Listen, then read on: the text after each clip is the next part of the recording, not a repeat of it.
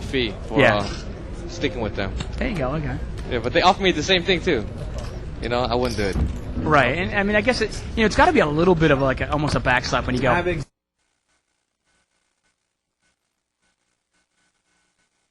Accomplishments between Tim Fan and Lynette Chan. Well, there's worse women with worse records than her. No, I know that. I'm not even going to go there because we rip on them all the time.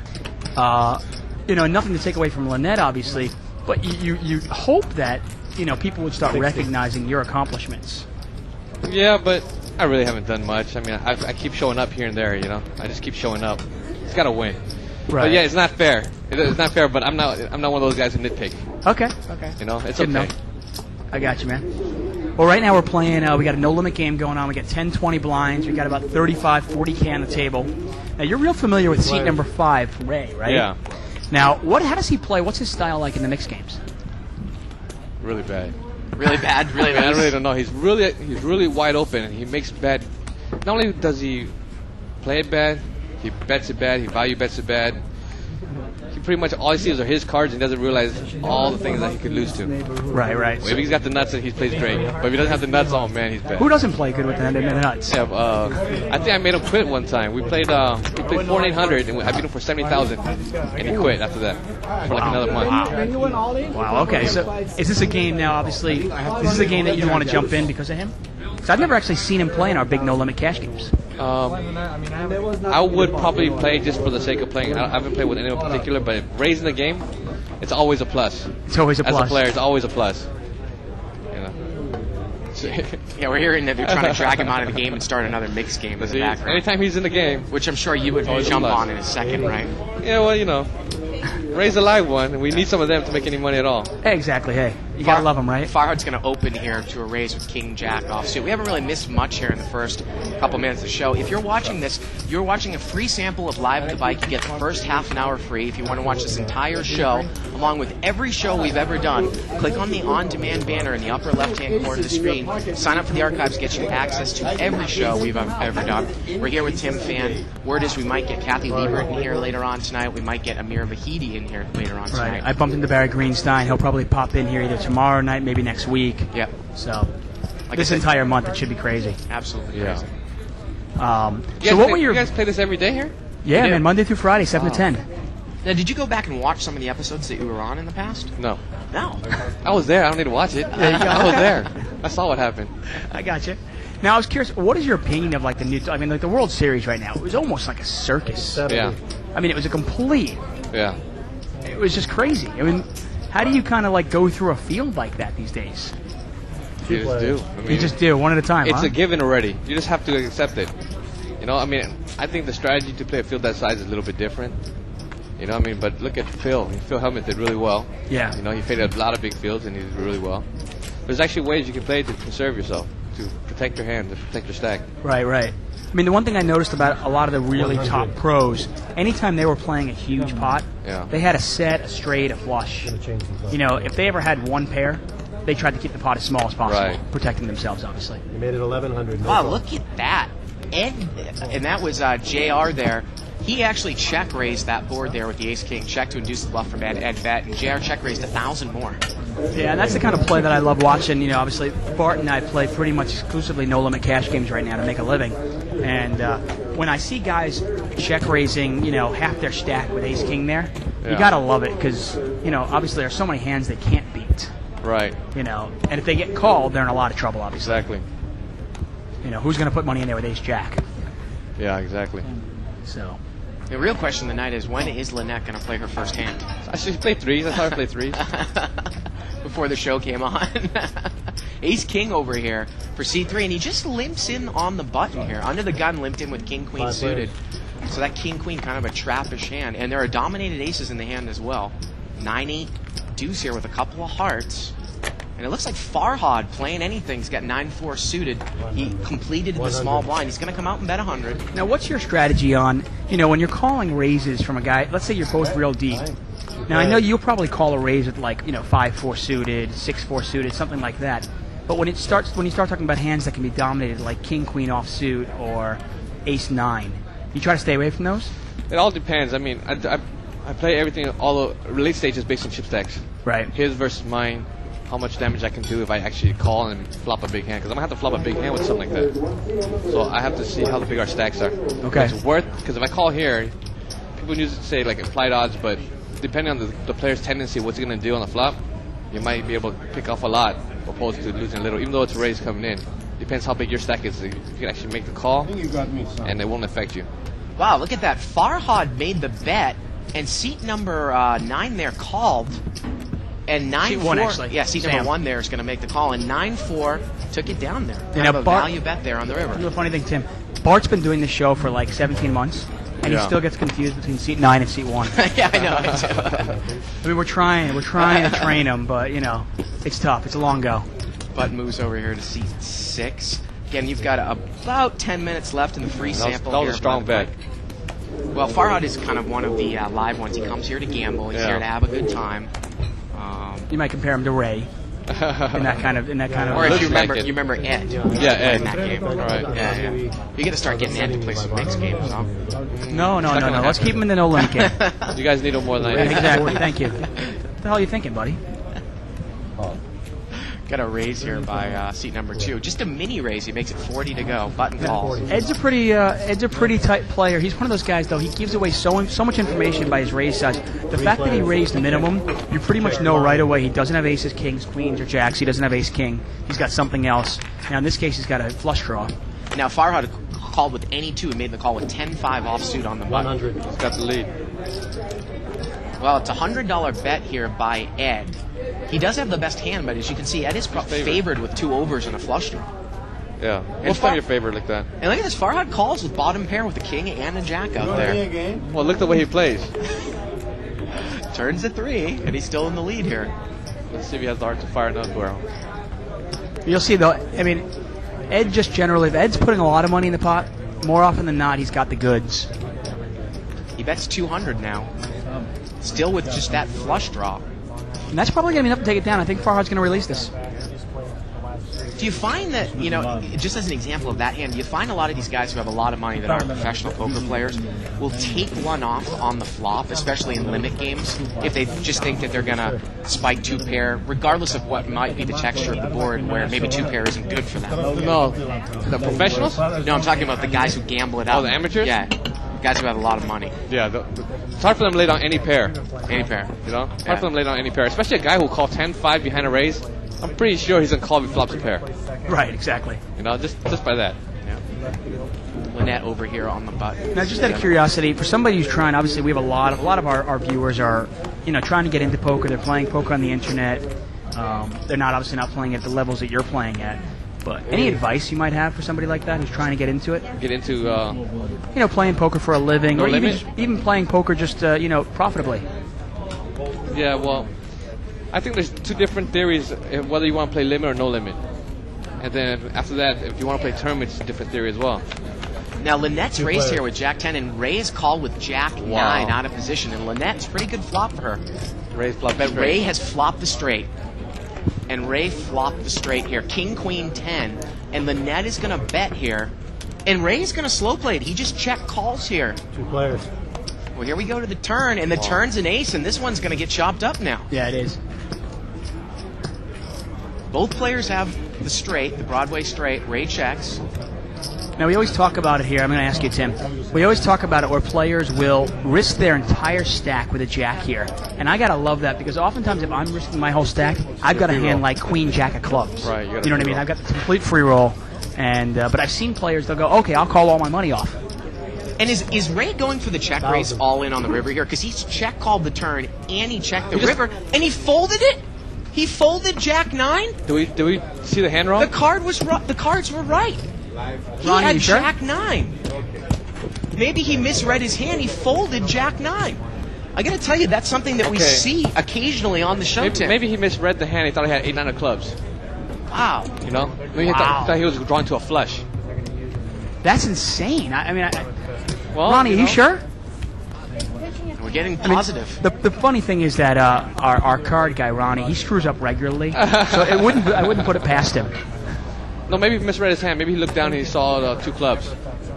No, but in this case, I do think he had it right.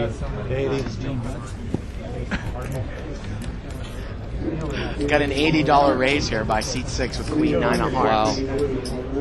Raycon, my buddy. Yeah, we've seen it happen before. Tim. Yeah, I know. I'm sure that people misread their hands, but he didn't bother to look back in the river. Yeah, he didn't. Yeah. I think he maybe thought he had a club draw, which he didn't have. Yeah, well. Now let me ask you a question though. We were talking about sometimes I see a lot of people putting in a lot of money with that best hopes of chopping it. Now, I mean, obviously it's a big leak in somebody's game. Yeah. Raise it 300. Now in that case, obviously it was the nuts, so there was no problem calling there. Yeah. But I've seen numerous times where people will call, like, let's say the board is like, something along the lines of ace, 2, 3, 5, and you've got a 4. You know the guy's got a minimum of 4, but there's a good chance he's got 4, 6. And you call off all your money there hoping to chop. That really depends on how much chips you have left. Yeah, I guess so. If there's only like 400 in the pot, the guy bets out 6,000. Right, it's easy laid out. Yeah, it's easy. Now you bet off. Now there's 400 in the pot. And he bets out 400, and you have like 5,000 in front of you. It's okay. If you have 400 in front of you, it's really tough still. Right, I guess you did. Yeah. Now all depends on chip stack. Sam check raised this flop with King 10, and Ray continues to call with an open-ended straight draw, and the river is a jack, and he did not make it. And this pot is close to $2,000 here. Is Sam going to throw a little... Well, Farhad's actually backed into the straight. Well, Farhad is not in the hand. He folded on the... Oh, well, there you go. Yeah, he folded on the turn. Or he folded on the flop to the check raise. So Sam's still in lead there. Yep. With second pair, king kicker. So he's got 10s and 8s with a king kicker. And this jack, he's going to throw a little defensive bet out here. All in. And Ray is going to put a bluff raise all in here? He's moving in. He is throwing a bluff raise all in. I don't know if there's fold equity. It doesn't look like seat 1 has much left here. Yeah. Well, that's the problem. You've got to really... Yeah. when you're making a move like that, don't you have to know? Tim, this pot is 4,000, and it's only 500 more here for Sam to call. He's getting about 8-1 here on the river. Ray's missed his draw. How much did he bet in the river? It looked like Sam bet about 800 and Ray moved in. Wow, that's strong. Again, the pot's about 4,000 here. Wow, you gotta not believe him at all to call. And the only question I always go is, oftentimes when a player is making a strong move on the river, they generally either have the absolute nuts or they've got nothing at all, because it's not going to check raise with But like if a jack. I was Sam and I made that bet, I'm calling. I mean, I'm you got to look that at bet unless I'm calling. I mean, it's not like Ray had ace jack of clubs backed into a jack and is going to move all in with that, right? Right, There's no way. If he had jack 9, you would probably just call here because he hit top It's a pair. paired board, Yeah, exactly. He wouldn't move He's got to in. be afraid of the 8. I mean, he almost has to have a full house here to make this kind of move, doesn't he? Well, I think the 8. He would think the 8's good since he check raised on the flop. He doesn't think the jack made him straight. Okay. So the 8's got to be good. Well, Sam check raised the flop with king 10. Ray had bet. If he had 5s, he probably bet a little bit smaller. And you talk about the danger, obviously. You see Sam building himself a big pot with just top pair, with just a king kicker. That's And, another thing, but in no limit, you got to be able to withstand the moves. I mean, if you set you up for the guy to set it up for a guy to make a move at you, you better be able to stand to call it. Yeah, exactly. I know when it's on me.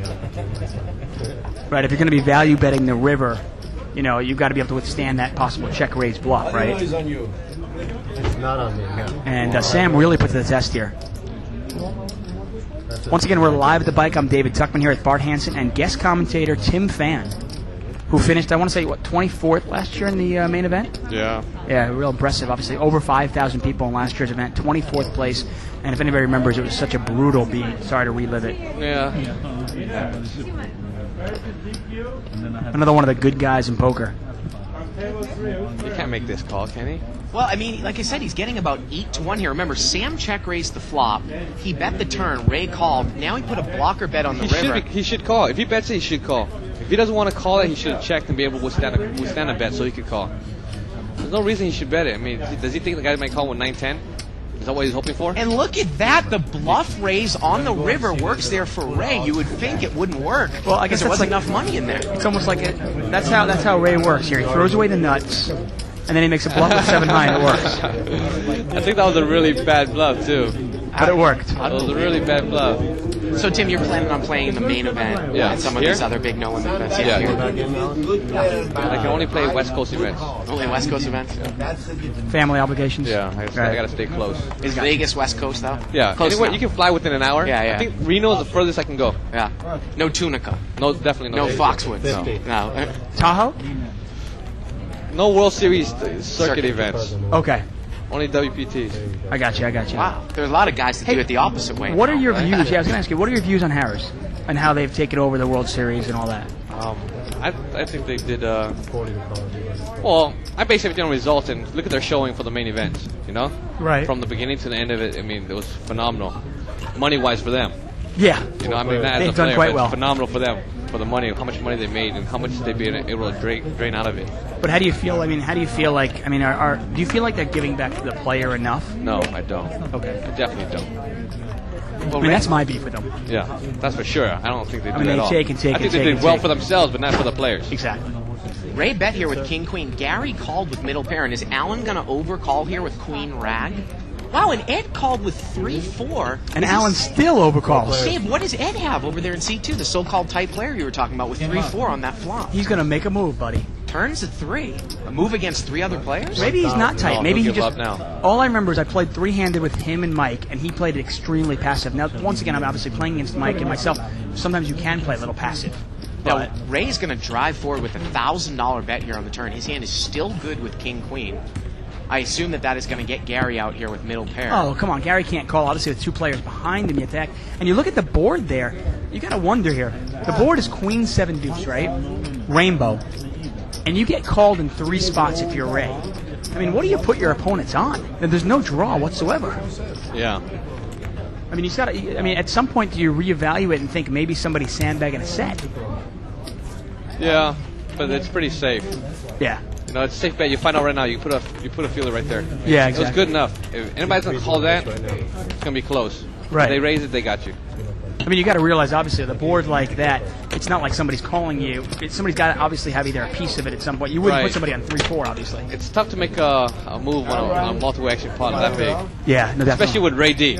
I mean, Ray Khan. Ray Khan's gonna call you.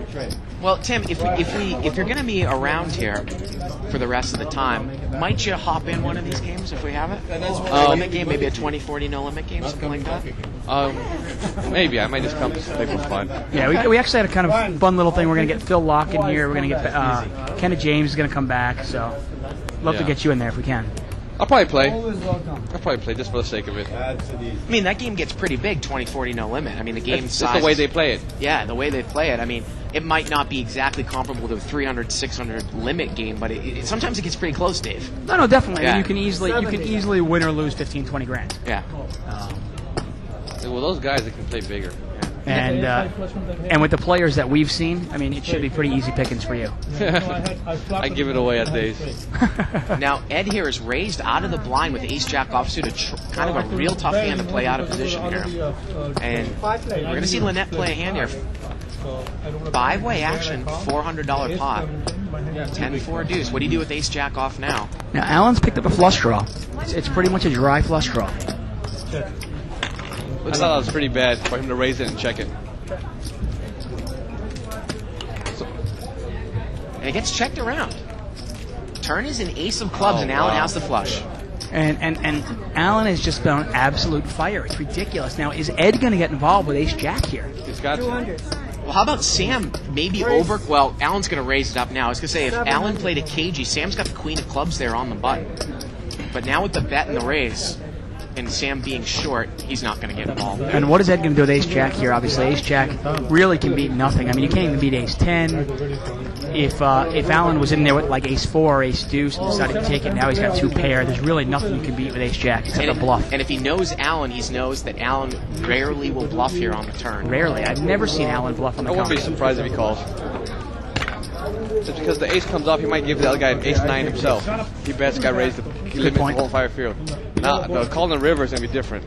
Now, the funny thing is, makes a call now. the funny thing is, obviously, Alan's probably been on the show about, I don't know, what do you say, 50 times? Well, more than that. Yeah, I mean, it's ridiculous. Bart and I are so familiar with this guy's play. Yeah. It becomes really, really easy to play against him. I mean, we're so familiar with his play. Obviously, Ed not as familiar, though. We got an email here from Manny, longtime Live at the Bike viewer. He says, I wanted to say hello to Tim Fan. Does he remember when he flopped a straight flush versus Vic Park's flush? Do you remember that hand he flopped? I don't even know if Vic flopped the nut flush, but I don't even know if Vic showed it. That was a big hand indeed. I don't know. A lot of times, I might remember a hand way back Straight when. flush? Yeah, you flopped a straight flush. And that's actually best regards from Manny in Iceland. All the way from Iceland. Yeah. Oh, yeah, okay. Oh, you mean live at the bike? Yeah, live at the bike. Okay, I flopped the triple flush. Yeah, I remember that. Yeah. He flopped it like a 9 high flush or something. Yeah, actually, he didn't Yeah. flop the nut flush. He flopped, exactly. Yeah, he He flopped. flopped a 9 high flush. And I flopped. Yeah, we got all the money in. See, I got to tell you, my most memorable Tim Fan moment on Live at the Bike has got to be, it was you, Yosh Nakano, and Jerry Buss playing in a 400-800 limit hold'em game. Yeah. Now, you had like 3-4, and you Yeah. flopped trips. Yeah. Yosh must had, remember this. Yosh had pocket tens, and Jerry had nothing. He Oh had yeah, jack. Jerry wins the pot at the end. No. Well, that, on the turn came a. The Oh, Yosh turn- wins with the full house. Yeah, Okay, the turn cool. came a blank. Yeah. You were betting so strong, I couldn't believe Yosh was overplaying tens that badly. Jerry still had nothing. On the river comes the 10, giving Jerry Buss the straight. Right. Yosh, and you obviously were in third place, Right. and wisely threw the hand away. Yosh bet, Jerry raised, I think. And you realized, okay, I can't be couldn't good believe here. it. I couldn't believe that they were both drawing the 2 outs and they hit. Yeah, exactly. They're both drawing the 2 outs, but obviously Jerry was drawing dead. I mean, about a $20,000 pot that Jerry ended up losing. It was pretty there. sick. I remember that hand. It was pretty bad. Now the straight flush was a good story. I'm glad I had one. Well, the funny thing is, I mean, I remember that hand so well because I remember how, to me, I mean, I really like Yosh's game, but he so overplayed those pocket tens. And Yeah. Jerry was just being Jerry. He doesn't give me credit for much sometimes. No, well, I mean, hey, that gives some action, though, obviously. Yeah. Which is good. I thought I was good. That's why I kept raising them. Yeah. Yeah. Well, you were. Yeah. Farhad led out. This is Farhad in seat 5. We're going to change the name. He just switch seats. He led out with a 3.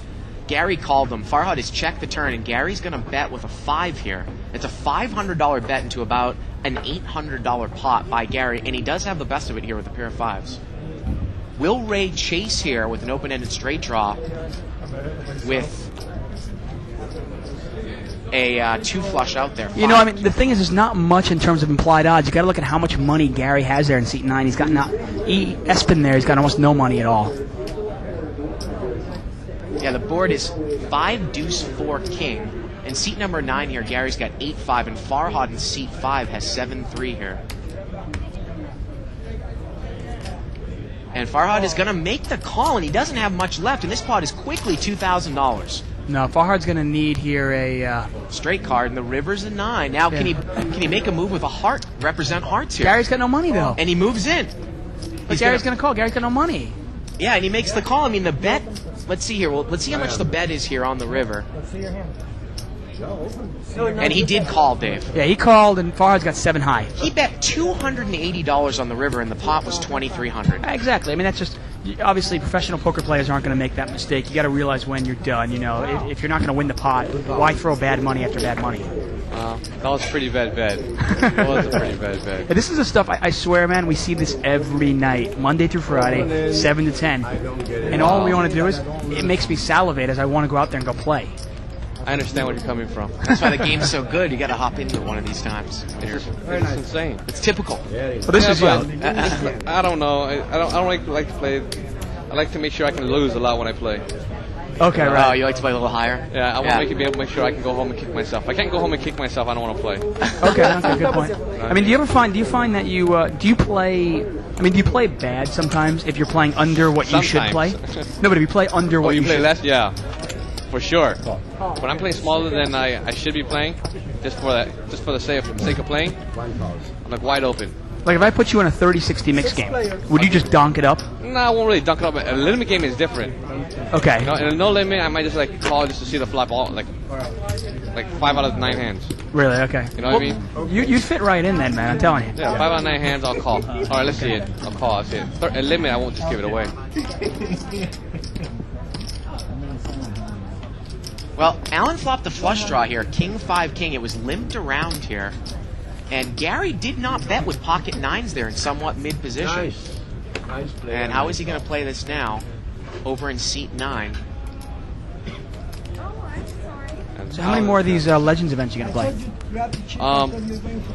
Maybe one more than the main event. Okay. All depending. And Gary just folds pocket 9s there. He just check folds it there. Wow, pretty tight laydown there. Wait, Alan bet his flush Yeah, draw. Alan bet the flush draw. He bet Alan bet a $100 flush draw. Unbelievable. See, but he'll never raise, though. If somebody else bets it, he won't raise on the draw. Right. That's the kind of thing with Alan. He figured, okay, he's going to get out cheap. Because once he called those 2 9s, he's figured that if he really has it, it's trouble. The funny thing is we know Alan would never bet a king there. Right? Really? Almost never. With 2 hearts on board? Almost never. Wow. Yeah, he just, I tell you, he's just one of those guys that just does not bet or raise as a semi-bluff normally. it's kind of a little catch-22 for us. We obviously give up a lot of money by being in here because we can't play, but at the same time, we learn so much about our game. We've improved our game so much, and we learn so much about the players that obviously it helps us a lot. Do you play about this limit? Yeah, well, I'll play 10-20 usually. Yeah. This is actually pretty much the limit I play. All right, then yeah, you're getting a lot. And it's Especially if not, you play here. well, it's a lot of people think it's because we play with the players that we see a lot, and it is that too. But just analyzing the hands day in and day out, You don't think to yourself, God, this guy's so stupid. Oh, all the time. And sometimes we express it as well. I usually look over at my co-commentator and I think, yeah, this guy is so stupid. Okay, now I'm just curious. You gonna play in the Mariani bus? Yeah. Okay, that's $1,500 event on the 24th. And it. what about like the next Tuesday, $1,000 entry? You play that one? Or no? It depends if there's anything to do. Okay, see how you doing. Yeah. And obviously in the main event, which will start on August 26th. Right. Okay, that'll be great. Wow, Alan's making a mistake here. We got Ed who's bet with King Jack top 2, and Alan's going to call with Jack 9. Now, this is what I asked you earlier, Tim. Alan taking one off. If he hits the 9, he's going to be in real trouble. If he hits a Jack or a 9, he's dead. Yeah, Jack or a 9. Even if he hits 9, I'm pretty sure he won't put any more money than the other person because he's going to be afraid of the queen, or the queen 10. I doubt he'll call again if the guy fires the barrel. See, it's funny you say that. You're giving Alan way too much credit. Yeah. The fact that he would see Queen 10. If you don't think he'll see queen 10? You don't think he'll see queen 10? no. I don't know. I mean, he should. I agree with you that he should, but I don't know if he would. Let's keep that board up there for a second. Ed checked the turn. I don't know really what he was scared of. And then the river was an ace, and he got no more money in that pot as it went check, check on the turn, check, check on the river. Yeah. I don't know if he was looking to check raise, Alan. Well, most likely he probably check call. Yeah. They're afraid of him. You can see it. They're afraid of him. He's so tight. When he puts out any money, they're afraid they're behind. Are we talking about Alan in C4? No, I've never seen anybody call him. The guy folded 2 9s, right? The guy makes a raise on a flush. The guy folds. The guy everybody raises. Well, like I said, I mean, hey, the guy's up 31K in the last 2 nights. Yeah. It basically in this game. He just runs it over. Huh? Well, That's one word for the it. check's been hitting him in the face. I haven't seen anybody call a bet when they were behind with him. He only made one semi-bluff. Other than that, he had the goods every time. Hey, if you have any questions that you want to ask Tim Fan, you can email us at live@thebike.com. We'll try to throw him Tim's way before he has to leave. Is she going to play tonight? Who? You. Only they have a bigger game. Wow, look at this. 2 people have flop trip 8s here. Gary with ace 8 and Sam in seat 1 with 8-9. 8-8 deuce on the flop. Now, I'm not sure how deep Sam is. Is that a $5,000 chip or just a small chip? We'll get word of that. And look at this. Sam bets right away with trips from early position here. Gary checked ace 8 from up front. 600. And we're getting word that Sam has a whole stack of $1,000 chips. This one could get big. How deep is Gary, though? Gary check raises here on the flop with ace 8. And let's see what Sam is going to do. And Gary's got about 3,000. Remember, he just won that big pot here, so this has got the capability of being a pretty big pot. This could be over a $10,000 pot here if Gary's got those $1,000 chips. No, I got to ask you, He's Tim. going to get it in. Now, I got to ask you, Tim. What do you do? Now, obviously, a good player knows that, you know, when you get trips, if you're facing a lot of heat when you have trips, you've got to assume that your other opponent also has the same trips you have, or even better. How do you play it so you don't lose your entire bankroll when you flop trips? Call. So, I mean, try to keep the pot small? I mean, there's only so you can only keep it so small. I mean, if I was him and I was worried about that hand because look at the way that he plays, I don't think he would have raised with a pair. Okay. So I probably would have just called here and see on the turn. But most likely, it's hard for me not to get all my money in as well. Farhad also made the call in between Yeah. seat 5 here. Which isn't a bad thing either because, you know, this guy value bet at 10. Right. He's not actually got a 9 when he does it. I mean, we try to always point out, though, I mean, okay, let's say I have 8-9 here. If you're taking a lot of That's a heat on raise? this hand, And Sam has re-raised it. He's mini-raised it back. And look at this. Gary immediately moves all in. Yeah. Gary immediately moves all in. And we're Sam's going to call this, and Sam's in really bad shape. And this pot is going to be $8,000, $9,000 here. Sam's going to need to improve. And this is the stuff I was talking about, Tim. Yeah. If you're taking a lot of heat with a hand like 8-9 or 7-8, you got to realize that your opponent probably has an 8 also. And now, what are the odds that my kicker will play? Now, 8-9, obviously you can put your opponent on, say, 8-7, so you have him out kicked. But let's say you had a hand like 8-6 right now. I mean, how much money do you really want to lose with a hand like 8-6? They're going to run it one time, Turns a 10. Sam needs a 10 or a deuce to chop or a 9 to win, and it does not come. And Gary there is going to double through with ace-8. 2 hands in a row there. Gary gets a gift from Farhad, and now doubles through Sam. Unbelievable. And now he's up to almost $6,000. Wow. Absolutely incredible stuff here. As always, keep those emails coming in at liveatthebike.com. I mean, I always just talk about it in the sense that if you're playing against a good player, you know, and you're getting some heat from them, you know, it's not like it's not like you're, you know, oblivious to the fact that maybe your opponent might have an 8, okay? Yeah. And if you're still giving me a lot of heat back, I've got to really be worried. Well, actually, some people that don't actually know what the other guy has doesn't actually consider like what the guy has. All he knows is he has 3 8s. Right. You know what I mean? He has no idea. He doesn't even consider it. Does the other guy have an 8? Maybe he does. I don't even care. You know what I mean? When you flop trips, a lot of times it's like that. Unbelievable. I mean, it really is. If I was in that same spot, I'd probably just call. Now, like I said, I mean, Sam's hand's a little bit better in the sense that he's got 8 9. If you start putting the possibilities, like you wouldn't put somebody on King 8, Queen 8, maybe Jack 8. You know, maybe you're worried about 10 8, maybe you're worried about Ace 8, but you're also hopeful that maybe your opponent's in there with 7 8 or 8 6 even. Right. Which you can beat. But even with that, when he check raises the flop and the other guy moves in, Yeah, it's man, tough. you know it's no good. Yeah. I just know it's no good. You know, it's really hard for the guy to go all in with 7 8 himself. But that's where the familiarity with the players will come in. Well, yeah, the pot was actually limped around, and the thing is there for Sam is that Gary's in the blind. So if he can have any random 8 and you have 8 9, are you willing to go broke with that hand, knowing that there's more than half the deck that you beat in terms of kickers versus higher kickers than he might have randomly? Once again, this is David Tuckman from KZZ Smooth Jazz. You've been listening to it at Live the Bike. Yeah, we got this new mic. You got to work on your distance there. Try to keep it constant. Money. We're here with Tim Fan. He's been on the show. All you archive subscribers watching this show now, you can catch Tim Fan. He's been on the show at least 5 or 6 times. Look back at last July and last August. Do you need to head out of here, Tim? No. See what time it is. Okay. Still frustrated about the tournament. Oh, yeah. Yeah. I mean, we'll keep you here as long as you let us. So whenever you have to go, soon somebody else will come out, and then we'll rotate somebody in. I got nothing better to do. It's that part of it all. But moves over. You know, the here funny to thing see is sometimes if I you know, obviously I'll play during the day, and if I've had a bad day, sometimes actually coming in here and kind of making fun of other players makes me feel a lot better. Well, I'm not really here to make fun of them. Oh, it's okay, man. You can. We do it all the time. Now, have you been on Scott Huff's The Circuit with Joe Seabach and them? Yeah. You have. Okay, cool. It's actually on there right after I got knocked out of Manly Bay. So Okay. there. So about like a month and a half or 2 months back. Yeah, it was about like a couple of weeks before the main event. Yeah. Before the start of the World Series. Kind of a World Series warm-up, right? Yeah, I got knocked out 13th, felt really horrible, and they still asked me to come on. I was like, all right. 5-way action here. Queen 9-5 Rainbow is limped around. Doesn't look like anyone has top pair or middle pair. Gets checked around. Turn here is a deuce. Well, at least Lynette is in there with, you know, some hands that, you know, she limped him with 7-10 off. Hey, you know what? She's one off the cutoff here. She's got position, Yeah. and she decided not to use her position and try to steal the pot. She's really looking to hit a big one. You know, and based on the way the table is going, I can't blame her strategy here.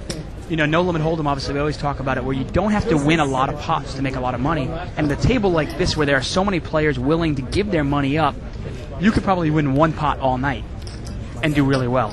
Probably what Lynette's looking to do. And Sam wins there with a pair of deuces that he caught there on the turn. Now, I've got an interesting story with Lynette. I got to tell you about this. I actually gave, you know, I like to be kind of, you know, how most people really remember their bad beats. Yeah. I remember my bad beats, but I also remember when I give people bad beats. And obviously, it's not too often, and more often than not, I'm putting my money in with the best of it. But against Lynette, More I got often to. than not. Yeah, Right. okay. Let him say it. Let him say it. It's okay.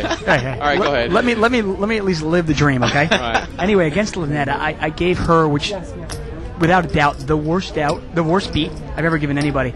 On the turn, she had a full house, and I had a gut shot straight draw, flush draw, and I had one card gut shot straight flush draw, and she already had a full house, and I didn't Right. know. Obviously, I wouldn't have called Obviously. her bet. She bet, somebody called. I thought my straight or my flush would probably be good here, so I decided to put the bet in there. Sure enough, I hit, you know, my gin card. I hit the straight flush, and she leads right into the pot again, and I'm going, wow, she's got a full house. She has to, because she wouldn't lead into this pot unless she had a huge hand. Anyway, I ended up raising her. She went into the tank and called me, and I ended up catching my 1-outer to beat her. Yeah, that's not that bad because the money didn't go in. No, the money. So Yeah, you're you right. made it. The money. I'd It's say bad, it's bad, 60% of the money went in after I already had the straight flush. Yeah, so it wasn't that bad, but it's a really bad beat. Yeah. Draw, but you know. The funny thing is that when she bet it, though, that's when I knew. I was like, because, she bet the flop, she bet the turn. Yeah, you know. And I figured she'd probably shut down in the river when the flush card came, Yeah. And the flush card comes, and she still bets it. I'm going, oh, wow, she's really huge. Yeah, I've never really seen her play much. This is actually my first time. I've spoken to her a few times here and there. And the funny thing is we're going to probably get Lynette in here for a couple minutes, at least by the end of the show. And she told me last night she was really pissed because of what you said after the hand. Because you Right. kind of did like an analysis of the hand. About how you thought your flush and your straight were good. And she just wanted you to shut up. Obviously, I would think my straight and my flush are good. Yeah, obviously you thought so. You Yeah, called. I mean, I'm not calling a $300 bet on the turn to win. I was probably getting 6 or 7 to 1 on the turn plus implied odds, but I'm not going to call for a 1-outer. Four-way action here. Seat 2 raised it with pocket fours. Ed out of the small blind again, raising it out of position. Flop comes 9-8-3 here, and it looks like he actually has the best hand. I tell you, the scary thing is when somebody this good, somebody as good as me, actually starts getting lucky too. Watch out. Gary's got a gut shot to the 7. I don't think he's going to get involved. 2 undercards there. I don't know if you want me to call right now. I'm pretty hot. He needs one of Ed's 4s there. Or excuse me, one of a 7 then. Yeah, he's going to fold it. Yeah, little does he know, obviously a 5 or a 6 would be good as well. Put 2 overcards there, not going to get involved. Haven't seen a whole lot of action yet so far. Players are still kind of feeling each other out. Well, this is kind of a smaller game. Sometimes our 10-20 game we get $100,000 on the table. This one, though, we've only got $35,000. JR in the lead here with $10,000, Roy with $6,600, and Sam bringing up the rear with $900. Let's see how they're doing. Gary, our big winner now, $4,000, courtesy of the last 2 hands. Ed up $1,000. Sam, our big loser, he's down almost $5K. Wow, right away, huh? But this is, for a 10-20 game, this is a relatively smaller 10-20 game. And look who's woken up with pocket aces. It's Sam over there in seat number 1. Let's see if he can change his luck up. We're going to see a raise here to 60 by seat 6 with King Jack suited. That's a new player. Now let me ask you this. How do you play aces when you get a raise from 60, you get a call there? Obviously you don't want to see it 6-handed. How much would you raise it up here? What was 60 and get 2 callers? You got $60. You got 1 caller in between. But obviously there's 3 or 4 players behind still yet to act. In the cash game, I make it a pretty decent size. Yeah, nice raise. You really want to. You can't take the hand multi-way action because there's so many boards that can come out that can really kill you. Yeah. Everyone's getting value now for their client. If they actually hit the deck, they get value. Looks like he made it about 220 here. Now Gary's got a suited connector. He's out of position. Do you want to make this play heads up? Do you want to take this hand heads up out of position? Yeah. Now, I don't know about you, Tim, but for me, I don't mind calling that if I'm in position, I'm real deep. Yeah. But out of position, I don't know It's really about tough to play out of position. Yeah. And plus, I don't think the guy has enough chips for him to call. Because if he calls at 200, how much more can he win? Maybe another couple thousand, that's it. Yeah. He has a couple thousand? Yeah. Wow. Maybe not even that. It might only just be 1,000. Well, if it's only like 180 more, 160 more, it's going to be really close. And he's going to fold it. It's tough to play out of position. If he's on the button, you can always see it. Yeah. We always try to point out the best players in the world are always trying to play a lot of hands. Kind of almost look for an excuse to play a hand in position and look for an excuse not to play a hand out of position. Right. It's easy to play. You can make a lot of moves. Right. Button moves over here to seat number 3, and that is Majid now in the game. Seat 6 is Roy. Seat 3 is Majid. Now, would you say, do you prefer playing cash games or tournaments now at this point in I your career? prefer playing cash games. You do? I do. I hate these tournaments, but It's kind of the nature of the play beast. it. Yeah, it's the notoriety that comes with it now. Yeah, Plus, unfortunately. there's a lot of money into it now. Before 10,000 buy-in, you're not going to win $1 million. No, of course not. You're going to win maybe a few $100,000. Now 10,000 buy-in. Change your life. Well, you can change your life for a bunch of people. Yeah. Yeah. You know. Well, of course, all that money, like you talked about, coming in from other sources besides poker. Look at a guy like Phil Hellmuth. He doesn't even play that much poker now, right? Yeah, we play a lot of poker in Vegas when he was here. Yeah. All he plays was Chinese poker.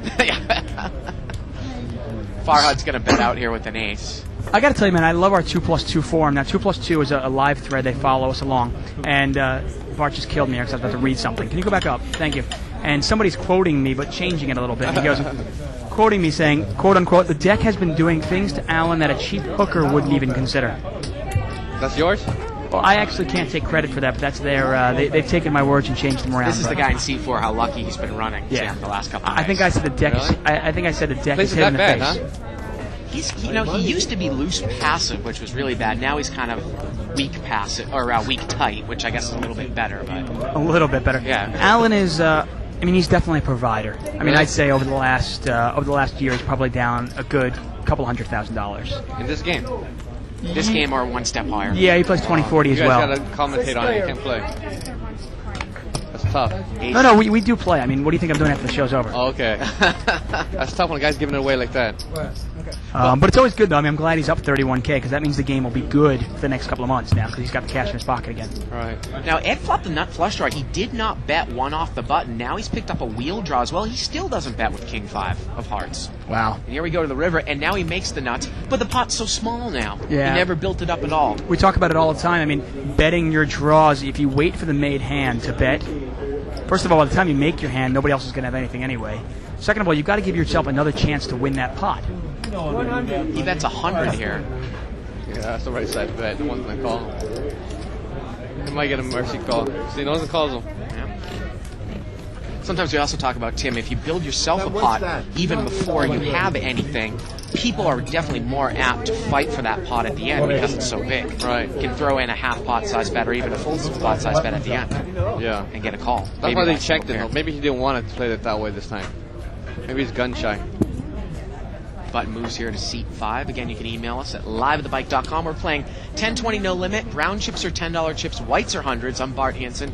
Here with Dave Tuckman and our special guest, Tim Fan. Playing a little poker, live cash game here at Live at the Bike. And look at this. Alan limps in with Ace King in the cutoff. And we got a question here from, is that Freeman? Yes. Freeman Stevenson? That's He says, Manny again. Question for Tim. He goes, hey, hello again. Do you live in L.A.? And do many pros on your level move to Vegas? Would you ever play at the super high limit mixed game, like the 4,000, 8,000 game, the big game basically, at the Bellagio? Oh, I live in LA, but I'm like my hometown. I tell everybody is Westminster. That's where I was raised. But I live in LA County now, and a lot of people move to Vegas, I guess, for tax reasons. There's no state tax. It's not really a big break, but there's a lot of tournaments and stuff. More convenient, but I'm married and I have 2 kids, so. I mean, wouldn't you think the poker's better here though, as a whole? Or no? Pretty close. I mean, during the tournaments, games are pretty big. But even all of a sudden there'll be guys playing really big. I mean, Vegas I've played as high as 2,000 and 4,000, 2,000 and 4,000 limit. 4,000 and 8,000 just seems like super huge. Dave, Oh, Alan, at 2,000 and 4,000. That seems big. like nothing. No, it's big enough. You can go through $1 million in a week, but 4 and 8 just seems like you can go through $1 million in a day. All right, okay. You know what I mean? Alan's bluffing here, Dave. No. Look at this. Roy raised it pre-flop. Alan limped in. Roy bet the flop. Alan called, and Alan raised the turn with a bluff. Probably the first time we've ever seen him do that. Wow, Mark the History. State. Mark the State. History is being made. Great. Raises it with Ace King and shows it, even though it was the best hand. You know what? this time. Alan's he's feeling his oats now. I don't know. I see this guy playing good. Hey, you love him now. Oh, this guy plays good though. Big fan I Alan. haven't seen him do one thing wrong. Stick Stick around. All right, but every time you've seen it, he has not done one thing wrong. Definitely. Now, now you said you played 2,000, 4,000. I mean, could you envision yourself, though? You win a big tournament, you run good for a year or so. Could you see yourself jumping up in that 4,000, 8,000 with Jennifer Harmon and Yeah, I play with Doyle? them all the time. Yeah. We used to play 2 and 4,000 before. When the game was 4 and 8, they kicked it back down to 2 and 4, and then I played with them. Okay. Then they decided that it's not big enough for them, so they went back to 4 and 8. Then I don't play with them as often. I mean, how can 2,000 and 4,000 not be big enough for anybody? I mean, you're talking about you can win They or have a lose lot $1 of million money. in a week, though. Yeah, they have a lot of money. I guess so, man. They won't even play 1 and 2,000 anymore. They said they won't even play it. It's just too boring for them. The money is no longer any excitement for them at all. So basically, I got to get them into like a 500, 1,000 game where they're really just throwing it away, huh? A lot of them have. I think the only one person that would play 500 and 1,000 that played the 4 and 8 is probably Chow. Okay. Jang. Yeah. He'll play it. He's more disciplined. He can actually handle all these games. Right. And how does he? I know he's a real tight player. How does he play when it comes to cash games? Is he just as tight, or is he? I mean, obviously he's got to be able to mix it up, though. Yeah, he's not a bad player by no means. You can't walk through this guy. But he doesn't have all the aggression that certain other players have, but he'll lay back and put every call in that he needs to with the pot. Okay, I've always been curious of this. Now, you take a peek in that big room and you see Doyle Brunson and Tim Fan and Gus Hansen and Chow, and you see all these guys and Jennifer Harmon, and I'm going, okay, we always talk about game selection. Who the hell selected this game? Yeah. And I'm only wondering, They're just bored. who loses? It's I mean, okay, I'll ask you the easier question. tough. Who is the strongest? Give me the strongest 1 or 2 players in that game that on a regular basis. right now. Yeah, I mean, Probably if you walk, David Benjamin. Okay. He's the biggest winner. Well, he's got that Last hottie all- sitting after behind him the years. whole time. Well, one or another. You know, one Right. this time, the one next time. He's always got somebody. Somebody behind him, right? Okay. So Yeah. David's he's been on fire lately. Yeah, for the last year they say. Really? Yeah, and he's uh, getting big. and I'm who not else? sure who loses because when I asked them, I talked to Jennifer. Jennifer said she broke even while David won 20 million, so it was okay. Okay. And I'm not really sure who's been losing. I hear Barry's been running bad. Barry Greenstein. Yeah, Barry Greenstein. He might come in later. You ask him for sure, but they tell me Barry's been running bad. I might not ask him, but okay. Yeah. I'll just take your word for it. But David's definitely the best player at the moment. Okay. JR here is raised with Ace King on the small blind, and Sam is trying to think of making an epic laydown here with Ace King of clubs. He is really torn here in seat 1. You can see his cards are halfway in the muck. Well, Ace King isn't that the second biggest hand in Poldom?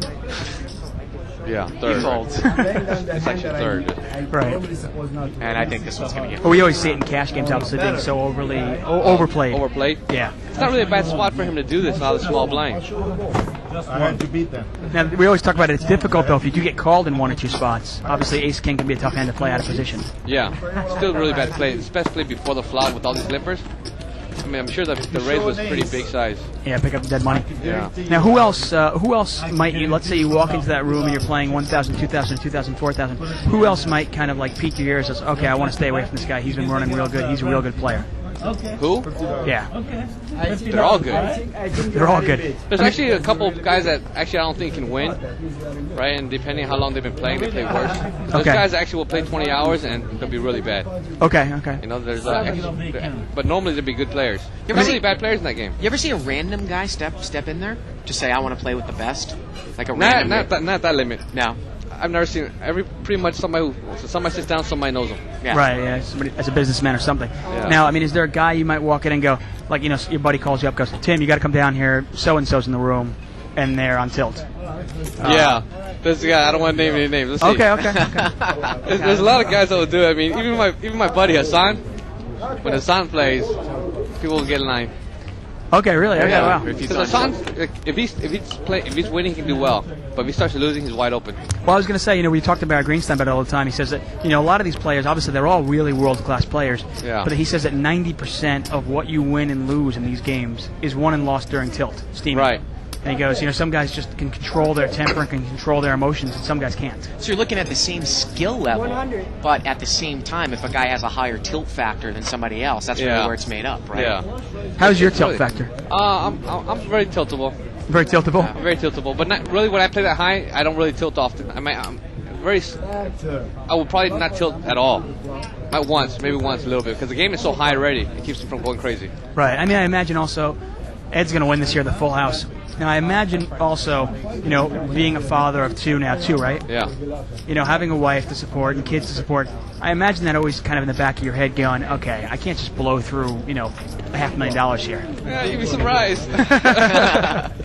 I still do it. We got an email here from Joe McLean, and this is our buddy Chester.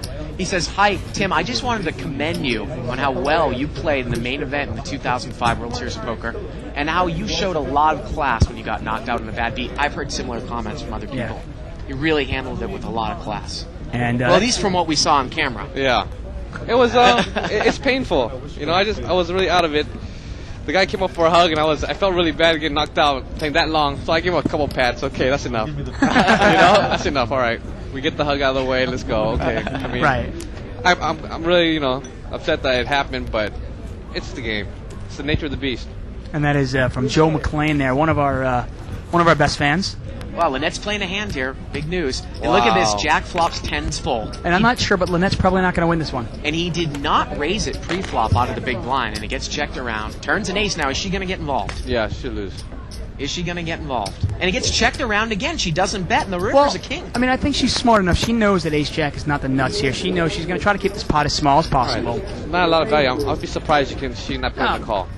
And we've seen Jack here. Jack, and that's all she's going to do. She's going to call him. She's going to lose $100 on it. You notice how good players, they keep the pot small when they only have one pair, especially without a big kicker. Why do they keep putting layers of clothing on her? She's She cold? said she's cold. She Oh. wanted to turn on the air, but they couldn't do it with the Oh, lighting. okay. No shot in hell. That was pretty I'm simple. pretty sure she's taken, Bart. Yeah, I know. She's got it. I met her boyfriend. Did you? Yeah, they're both Canadians, actually, from Vancouver. They're Okay, we won't hold it against them. Yeah, they moved down here together. Ty's actually played, her boyfriend's actually played in the show a couple times for 25, 50 years. Friggin' Canucks. I know. Get you every time, those damn Canadians, man.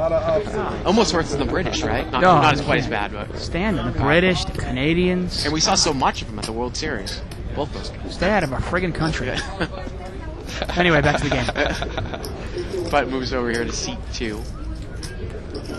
Now, your folks, when you decided to get into poker, Yeah. how did your parents take to that? They played before me.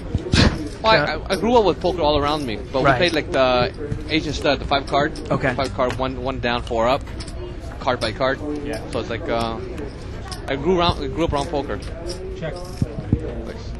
But after I didn't get into the game until I actually saw my mom play Hold'em. If she's playing, I figured that you gotta be able to win some money at it, and that was bad. It took me a long time to be this bad, but I started off pretty bad. We used to have a prop here named Betty, and she said that she knew you guys when you used to kind of try to sneak in when you were underage. You and Betty Twan, right? Yeah. Yeah. Well, no, Twan actually didn't come around that early. Oh, really? Twan was actually old enough when he learned to play poker. Yeah. Twan's only been playing for like 3-4 years now, I think. But I started when I was like 19. I was like, Now, is Twan is he a buddy of yours? yeah, he's a friend of mine. Do you consider him, or do you think other people consider him kind of a live one in a Yeah, cash sure. game? For sure. For sure. Without a doubt. Yeah, sure. In a cash game. For sure. And Yeah. without a doubt, when they see Twan in the game, they're thinking it's a live game. Yeah. I'm not saying that. I don't think he's that bad a player, but I think Twan can beat the game.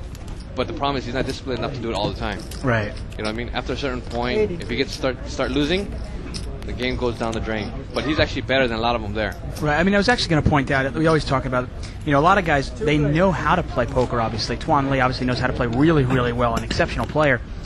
And a lot of these guys, they play great poker 99% of the time, and they win 99% of the time. But in the 1% of the time they lose everything they made. Right. Plus some. Yeah. Now look at this. Jack raised it with King Queen. He made a continuation bet, and Allen check called with 9-10. Let's see if Jack takes the card now on the turn. He does. Kind of a smallish pot, and the river is a Jack, and Allen's going to win it here. Now Jack's not the type of guy that might bluff, and Allen's going to throw a little. Again, he throws a little kind of blockish bet out here without top pair, Dave. This is the new Allen. Yeah, whatever.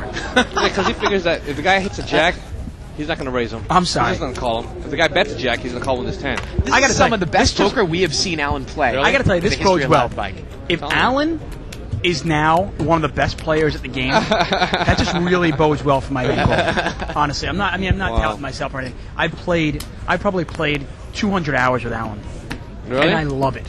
He's a live one. I mean, he's a great guy. I love him. I seriously do. I mean, I invite him home for Christmas. He's super. But I'm not going to give him any money to play poker with. Wow. I haven't seen him do anything wrong. Got a $60 raise here. One of the other questions I wanted to ask you, Tim, is I've seen a lot of guys start playing on high stakes on that other live cash show. Yeah. Have they offered you to play? And No. a lot of people that don't necessarily play know when the cash games have played on there as well. Right. I asked to play. They said no. Really? You They asked? said during the first year, I asked to play, and they said they were so full, they'll put me on an alternate list. Now during the second year, I haven't got a phone call. Wow. I got to talk to you about something else then. Oh no, obviously, and you're only doing West Coast things though. Yeah. Yeah, I don't think okay. what you're going to talk to them about is going to work for you. There's actually a high stakes going on in England In England, Yeah. that I could get you on. You air this in England, don't you? All the time. Yeah, we do. They We say do certain, reruns all the time there. yeah, certain edited shows. Why do you hear people talk about Yeah, it? I They see see you? people from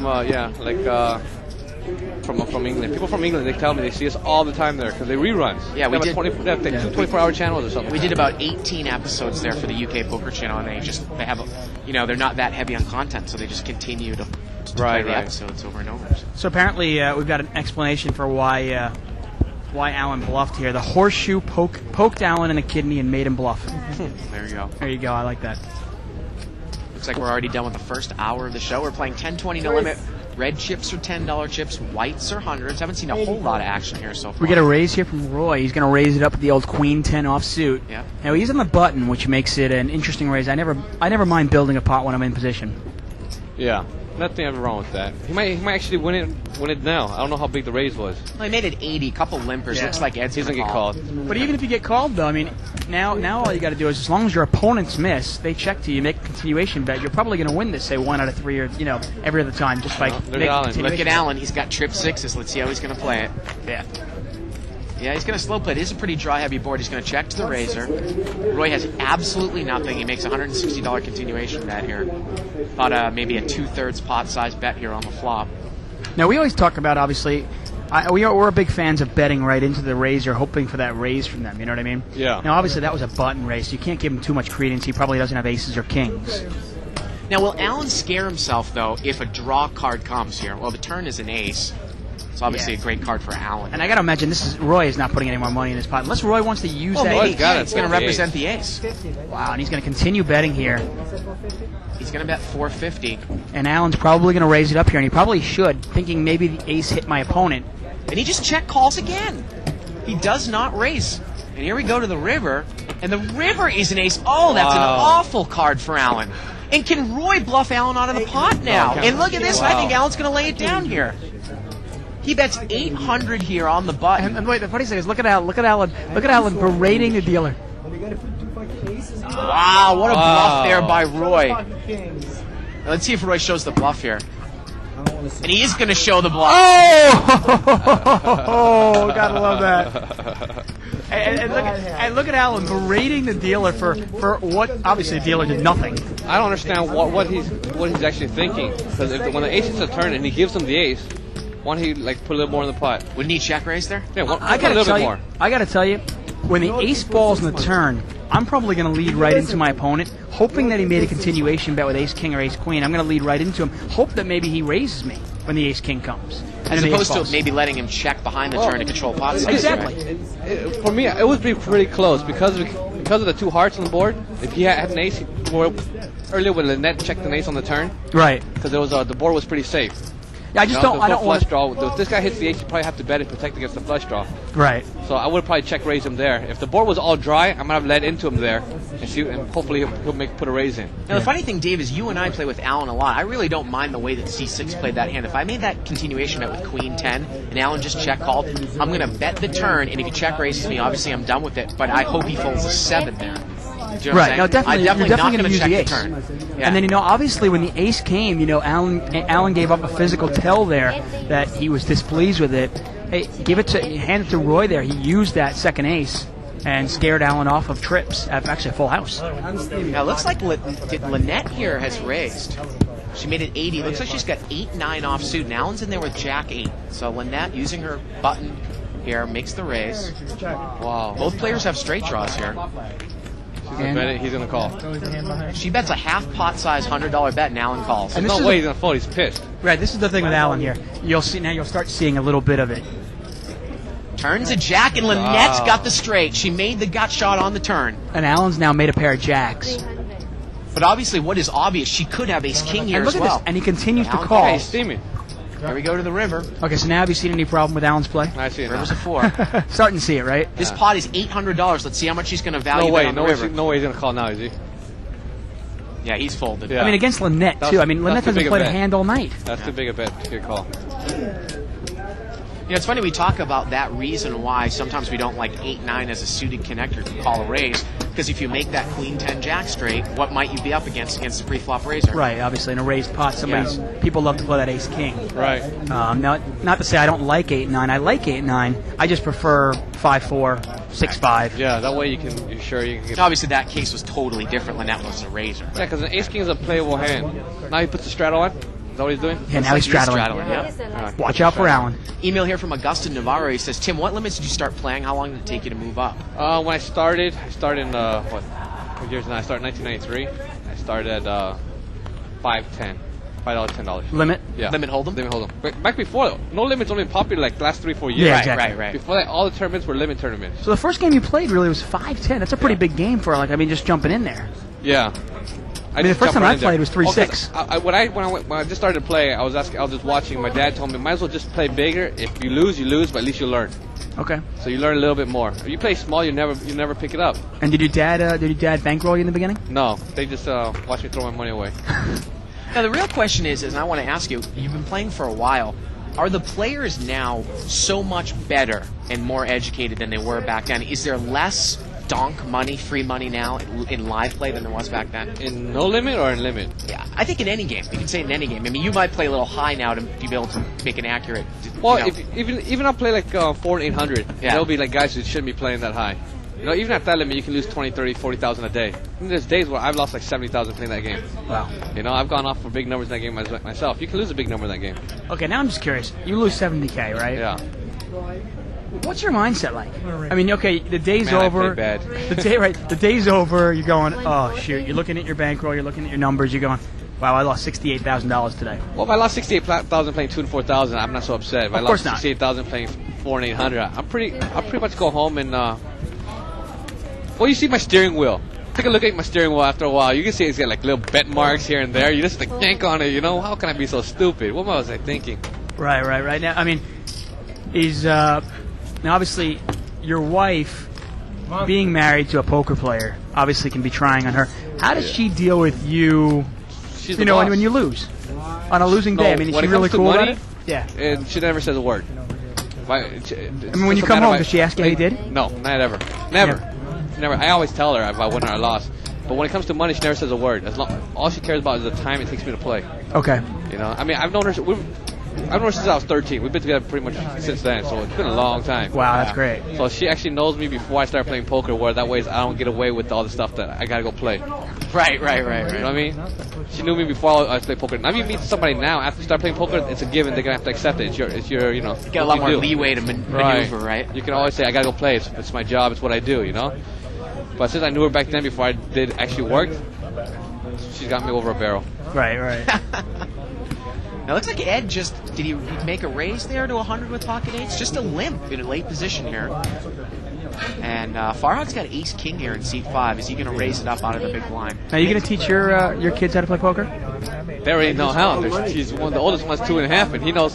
Once I turn on the internet, he could raise. That's why you gotta play on the internet, right? Just never stop betting. You're gonna win some money. I think he's up like 50,000. And Farhad here, he's all in, and Ed makes the call. So we're gonna see a raise for about $700 here. You don't often see this in this game, but when someone's short. You play on the internet a lot. Oh, not that often, but I do play. I mean, Do you enjoy it, or you like live better? live is definitely better, but on the internet you can actually play a little bit. But I don't trust it still. Yeah, I don't either. I got a great here. Farhad hit the king, and he's going to double through. Well, especially the limits that you play at. I know that they play that high. Yeah, they do, but I won't play that high. Yeah, they play that high in online, and actually what they do to protect collusion if you play that high in terms of limit poker is it's usually heads up. Like, you won't find like a 400, 800 full ring limit poker game No, online. of course not. It just doesn't. Oh, UB has that 3,600. Right. Play, but pretty much everybody knows who everybody is, so it's safe. You know what I mean? You know who you're playing against. Everybody knows the other guy's screen name. There might be one guy you don't know, but you know everybody else. Right. And for everyone that we know that get caught doing something like that, it's pretty embarrassing. So we won't even bother. Well, they'd be barred from poker, right? Yeah, Obviously. it's pretty embarrassing to Well, yeah, we always play talk that about- high and be cheating. I mean, if you're a poker player, I mean, all you really got is your honor. Yeah, all I think is you gotta be careful with the middle limits. I don't think anybody cheats that high, you know. But in the middle limits, yeah, I'm sure there's collusion. Maybe like 61-20 type. Yeah, something like that. I mean, Yeah. I played 1 and 2. I played 3 and 6 at UB, but it's pretty scary. Some days I win like 80,000 online. Next day I lose 100. It's like, what just happened? Did I just lose 100,000 at my desk? You know? Right. I don't like the swings. Well, it goes so fast, you see 2 or 3 times more hands, and you might be playing multiple tables at the same time. Then right? you go on Steam. You go on Tilt, and that's all the money's going. What do you think about some of these online guys who might have seen more hands than like a Doyle Brunson in the last 3 years because they played 7 hours a day, 400 hands an hour? I think that they're 21-year-olds now are much better than 21-year-olds before. Oh yeah, That's the only difference. I mean, other than that, a lot of them don't know. A lot of them, they still have moves in their arsenal that they can use because they haven't seen it fail so many repeated number of times. Because they're still so new to the game, that makes their game so much stronger. Like, once you get a little bit older, you get a little bit less you get a little gun shy. You won't make the same move you would have made like when you were just like 25, 22, you know? Right. Because it worked back then, but now it's just so much. The new guys, the young guys are definitely something to reckon with. Farhad checks the turn. I mean, it's funny, I'm sure, back, you go back to like, say, 2000 or 1999, if you went to a tournament, you could almost look around the table, right? And if you didn't recognize somebody, you pretty much assumed, okay, this guy's probably not a great poker player. Right. Nowadays, though, you go to the World Series, you sit down at the main event, not only are you not going to know anybody at your table, but you really can't assume they don't know how to play because most of them learned how to play on the internet. Yeah, it's really tough now. I mean, it's hard to see where everybody's at. There's hardly ever, I mean, in the main event, there's guys you've never even seen, you never even heard of, and they still play really well. Now, you can't really look at them like you used to. All right. Did you play a lot of events at the World Series? I played maybe I don't know, 12? I think that's quite a bit. Yeah, 12? Yeah. Well, it's not bad. I mean, 3 cashes. So you cashed at 25%. You made one final table, so you made some money. Yeah. But I played the 50,000 event and the 5,000 multiple rebuy. So they got up there. I think I broke even. Did you play the horse event? Yeah. You did? I mean, I figure you're pretty experienced with mixed games. And Yeah, you want to I play played it. How did you think that fared? How do you think it was structured and stuff? I think it was structured okay. I mean, I probably prefer the blinds to stay the same on every game and kick up bigger. Now, Gary's open-ended here. There are 2 clubs out there. He's got to be careful of that. Now, Ed's with top pair. Only a 10 kicker, though. And there's going to be a bet here from Roy with Queen Jack, second pair. And Gary just dumped it. Oh, excuse me. No, Gary called. Gary did call in between. And Ed is going to overcall this. Ed's actually going to raise it up, Dave. He's got a mini raise. Wow, I got to tell you, if I'm Ed here, you get a bet and a call. King 10 for me, I'm probably just throwing it away. I can I'm pick pretty a better sure spot. that he can't call another bet.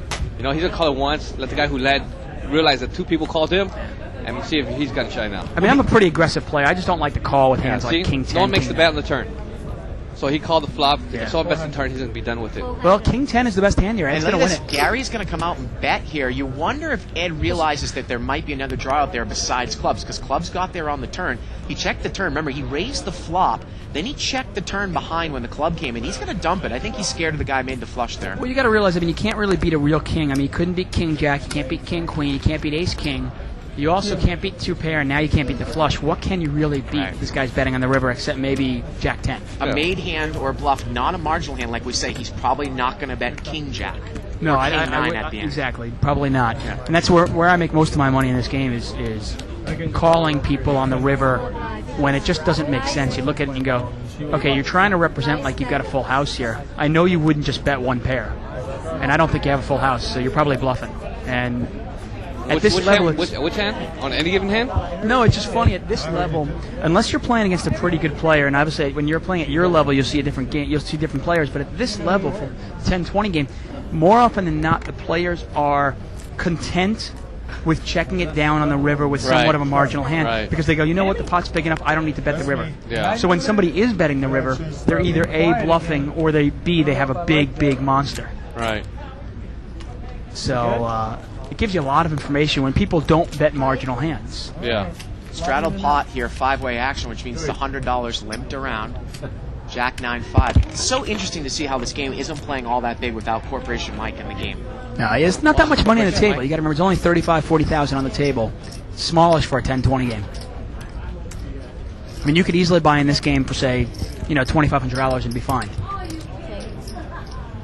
Maybe someone quits, I'll play for a little bit. Give it away. Checked around here, the turn is an 8. Now, Farhad and JR are both open-ended, but look at this. If the queen comes, Farhad's got the nuts in seat 5. He's got the good open-ended. Yeah, now straight Jack draw. is actually picked up here. Jack's got a gut shot with the nut flush draw that he's picked up on the turn. 8 of hearts is kind of a gin card. He can catch a 6 or a heart. Or a 10. Thank you. Actually, he's double gutted. I'm sorry. I don't see him folding. No, he's got a monster. I mean, he can actually raise on the come. I mean, kind of a play that you could do. How much did he bet? 80. Now, you'll rarely see Jack raise on the come here, but you definitely could with your double gutted. You got the heart draw. You got a lot of outs. Sam bets, Jack calls, Farhad calls, and JR has also called. So how about an offsuit queen here? Well, that will definitely generate some action between JR and Farhad. Here we go to the river. Ooh, the river's a 9 of hearts there, and that gives Jack the nut flush. Yep. Now, it is a paired board, obviously, so you got to be aware of that. There isn't a whole lot that he's going to be able to get paid off here by. I don't think so. Queen of hearts would have been a lot different. Oh, definitely. Yeah. And Jack checked the nut flush. He checked it on the river. We've seen Jack do this all the time. It's amazing. You know, while you guys were talking earlier, he had a hand where he raced with ace-10, made a running straight, Broadway straight, and checked the river. King, queen. And he checks the nut flush here at the river. I don't know what he's trying to do. Is he trying to check raise the river with one guy left? No, I mean, I don't think Jack's really interested in making money. We've seen it time and time again. He's been on the show probably 3 or 4 Board's times. paired. He's probably playing extra conservative. No, we've seen him check the nuts before, though. He does it on a regular basis. I don't really understand the whole strategy. What does he do when the guy bets? No one ever bets? Not usually. Really? Just like any usually other cases when someone tries to check raise the river on a scary board, the guy just checks behind him. They lose a lot of value. Yeah. Did you hear about that the latest GSN hand, the high stakes with Negreanu versus Gus Hansen? The Gus Hansen full at house? quads versus full house. Yeah. And Gus Did it Hansen just air? check raised in the river. Yeah. Just aired? Oh, I heard about it after it happened. Yeah. They told me about it. I forgot who told me about it, but yeah, they told me about it. Everybody watching the show, I kind of duped Dave in this episode of the video blog this week. We analyzed that hand, and Dave didn't know it was that hand. I kind of replaced the names and replaced the stack size ratios. So everyone can check that out tomorrow morning on the video blog. I've also updated my blog Under the Gun with David Tuckman. You can check that out on the left-hand side. Wow, big hand here for seed 8. Top pair and a flush draw. Queen, jack, deuce, all limped around. Remember, these pots are really not getting that big because there isn't a lot of pre-flop raising here. GR bets 200 here. What is it? That's what I thought he said. Yeah, that's what I thought. Where's the turn? Like that? You already want 4 cards? What are you trying to say? You bully. You know what? More than that.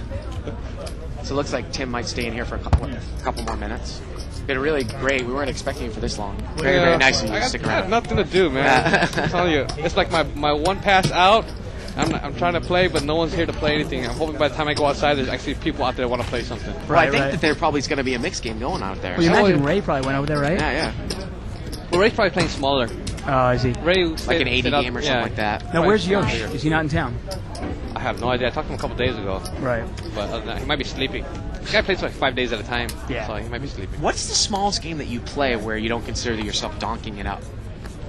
Smallest game, 3 and 6. 3 and 6. You don't anything under than that is really just Yeah, probably at 2 and 400, I'll still be goofing around. really. Yeah, because so many draw games. Yeah. It's a lot Right. of draw games. I mean, I won't be giving away in like the Hold'em and the Omaha and the such structured games, but in the draw games, Padoogie, just a yeah, seven. you got it here. Yeah. I call. You know? Draw 3. Pretty much. Pretty much what I do. At 3 and 6, pretty right there. Well, I actually pay attention a little bit. Right. Limped around here 7 ways. 10, 8, 4. Farhad and Lynette both with open-ended straight draws here. This game has really turned passive. Very loose passive. 150. Farhad's going to bet here with the open-ended straight draw. And Wow. Lynette, let's see if she can call. It's a rainbow board here, Dave. She'll call. I mean, I think she can, if she wants to, she can even raise it, obviously. I think she's clearly going to at least call, though. yeah. Well, would you want to raise it against a guy like Farhad who might not even fold a pair of 4s to a No, raise? you might probably not. I mean, you don't really want to get a 10 out. I mean, if somebody's got, say, ace 10 or, queen 10 or something like that, why do you really want to drive that person out? 400. Well, she's going to mini raise, and I think the reason why she's going to do this is she's going to try to drive maybe some weaker hands out, and let's see how she's going to evaluate. now. No, that's it. Maybe she can pick up a 9 or 7 now, and it might be the best hand against Possible. Farhad. Well, we'll see if she can get Sam's hand out there. Sam's got Jack 10. Yeah. Now, the real gin card would be a Jack on the turn, which would give her the straight and give Sam 2 pair. Probably get her paid. Does Sam lead on this pot? No, Sam's on the button. Farhad led out with the same open-ended Oh, here straight comes draw. Sam. Sam's gonna fold. Jack 10's Yeah. out. Wow, and she got Jack the 10 had to Jack get 10 out. Yeah, had to get out. I couldn't call that Jack 10. No, now Especially with the way she's playing. you've got 2 players with the same exact hand, but she's got the Oh, bet. I see. Wow. Now I She's gotta just putting all the money in. I gotta question this though. The funny thing here though is that we're gonna leave this board up. They're gonna chop it up, but I want to throw out, and I question this play by Lynette with these stack sizes. The turn is a 9, Let's see how embarrassed she looks. and the river's a deuce. And I have no problem, Dave, raising a draw, but if Farhad only has 400 left and you know he's going to push it in, why wouldn't you call in between so you can get more people in there with your draw? Well, that's the whole point of it, Yeah. obviously. You don't... I don't understand why she was trying to drive people up. Now, if Farhad had a lot of money and she wanted to build the pot up so if she hit her draw, she could really win a big pot, I understand it. But with those stack sizes, it doesn't make sense I to mean, me. she got the best hand out, Yeah. but at the same time, there was no pot anyway. Right. So she got the best hand out, but she didn't really win any money anyway. Right. I don't know if she didn't notice his stack size or what. Right. Well, obviously, a big part of the game. Obviously, you gotta- I think she actually saw the pot size, but I don't think she put it all in consideration. I mean, what you're saying makes perfect sense, and I agree with it. But sometimes when you're playing, you just forget these things. yeah. Right. I mean, she essentially put them all in with 9 high. She just want it's not a Right. tournament. This is where, in the tournament, it's okay because you're gonna call them anyway. Right, You know what I mean, but in a live game, you want someone to keep stay in. Once you make a hand, you won't get paid off. Exactly. But in a tournament, it's not so bad. You know, the guy might have an 8. And sometimes that happens in a cash game, though. Sometimes it happens where you make a play like that, and you don't realize how much money your opponent has compared to how much money's in the pot, how much money you have. You forget something. Yeah. And, make a mistake. Obviously, this was everybody makes mistakes. In the scheme of things, this was kind of a minor mistake that she made. Very small. Yeah. Didn't really cost her much at all. I definitely would have called. Got a raise here on the button. Did you mark your card? And it's going to call here with pocket 6s. You need to mark your So here we go to the flop. Yeah, and you see the way she's analyzing the hand. This is how she analyzed it with me, by the way. Oh, she's Very sweet She's girl. talking about another hand, Dave. I know. I'm still going to get her You're in a little there, bit so bitter it'll be still, fine. huh? No, I'm not. He's the one that won the hand. Why would I be bitter? You just don't like the fact that she's ragging you about that hand all the time. She doesn't let it go. I drew a 1-outer once. All the money was in the pot. I figure it was like, I think the hand was like 5 or 6 months ago. So I'm like, okay. It was pretty brutal. How big was the pot? $4,000 maybe? $5,000? Big deal. It's not be a that lot of big. money. Right, I mean, it's not, but it wasn't You like- remember it, don't you? There you go. I do this for a living. I remember every hand. I remember the most ridiculous hands in the world, you know? I remember a hand where Bart cheated against me. Oh, I did not. We won't even go there. It's okay. I made a joke and I said that I saw Dave's cards and he took it all serious. Yeah, Bart and I were drunk one night, and apparently he saw my cards. I didn't see your Now, let me cards. tell you something. You're sitting next to your good buddy like Twan Lee or something, right? Yeah. And you guys are playing, but you're both having a good time. And you actually saw his cards. Yeah. Would you use that against him? Fine, use it against them? Yeah. I didn't see his cards. I'm not saying I wouldn't do it. Well, it's different. I mean, Juan, yeah. Because I'm going to look at him, I said, he'll know I saw it. I mean, I would have to have some. You know what I mean? Right, okay. Playing No Limit, I would have to have okay, some. so you beat him, right? You beat him. Then after the hand is over and it's all done and said, would you cut him back a little bit? Would you be like, hey, Twan, man, I saw the cards. Here's a little money back? Or no? I wouldn't have come after him like that. If in No Limit, you're saying No Limit. No Limit game. And he had nothing? He had nothing. He was trying to make a move on you, and you called him with nothing I also wouldn't have because done you it. knew he had nothing. I wouldn't have done it. But since you guys have that kind of relationship, nothing gets back. We don't have that kind of relationship. I didn't see your He cards. looked at your cards, and he tried to make a move at you. You don't get anything back. Basically, he made a blatantly cheated. God. Basically, the only thing we have as a poker player is honor, and Bart's got none. Wow. I didn't see his cards, Tim. I don't know what else to say. Whatever. It went from, hey, I saw that you had ace 10 to, I only saw the 10 to, I didn't see either one. I didn't see your cards, man. Yeah, whatever. He saw him. Yeah, exactly. Thank you. Yeah. Roy's going to bet here with a pair of aces. Come on. So we're going to do one last hand with you, Tim? Really, really a pleasure. One more hand. Have you stop by. Go get them out there if they're playing big mix. I hope they are. Yeah, probably not. I don't know, maybe Ray can pan over there or something. To a little lookout. Butt moves over here to seat 3. Again, you can look, I mean, Dave, how about the difference between this game and the same game that played on Tuesday night? Oh, of course. We always talk about it. 5 times as big on Tuesday night? How much money is at the table, and how the game plays. Who's at the table. Obviously, really, changes the breakup of the game. Well, there's Ray over there. And is that Hassan? Is that Hassan? Yeah, that's Man the Master, Arturo, George Rami. Are they playing with white chips? Looks like Ray D, CK Hood, What do you think? Hassan Gary? Habib, Is that a good lineup? probably Louis. Ray D. Yeah, they're gonna go broke. Which one? All of them? They're gonna go broke. The whole lineup. The whole lineup. The whole lineup will run out of money. Everyone there is bad. I think Fahad's there. Fahad might be the best player on the table. Well, so, I mean, you're going to go jump in that game? Depends how big they're playing. How big? Okay. But that looks like a 2 and 400 lineup. Can you convince them to move up to 3-6? Not those many. Might be like there's like 3 or 4 that will actually play a little bigger. How about this play? JR limps and re-raises to 1500 with ace-8 suited. 1500? 1500 with people that cover him behind him. And how much did the guy raise in the middle? I think it was only like $80. And Farhad is all in. He is dominated, but boy, that's a risky maneuver there for JR isolating, like as if it was a tournament, right. Isolating the guy and risking almost his entire stack here. Now Farhad's going to need a 10 here. Turns well, an ace. now he needs a 10. Yeah. Get half.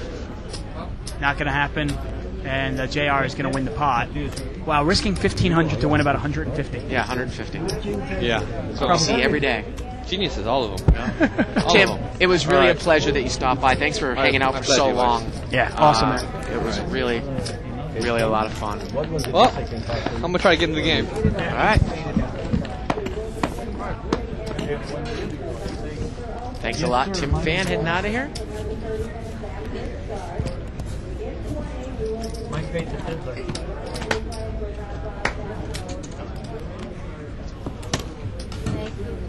Butt moves over here to seat 4 to Allen. So again, we got Lynette Chan over there in seat 7, and she is sponsored by Full Tilt. You can check her out. She will be, I believe, on Tuesday night's episode of the World Series of Poker. So she definitely will become probably a bit of a name. If I thought you were back there. I'd play different if I knew you were there.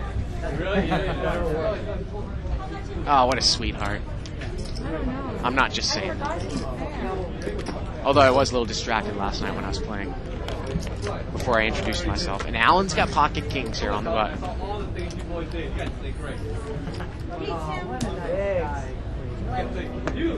And Alan's going to pop it up here with pocket kings.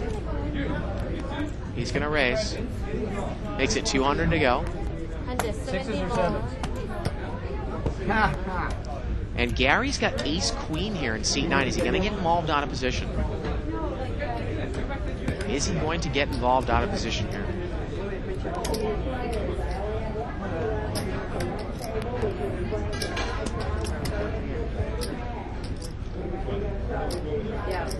It's not coming tonight, man. Sam. That's not my night. Golden? I know that.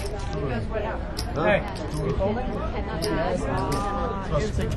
So let's see what Gary's going to do here.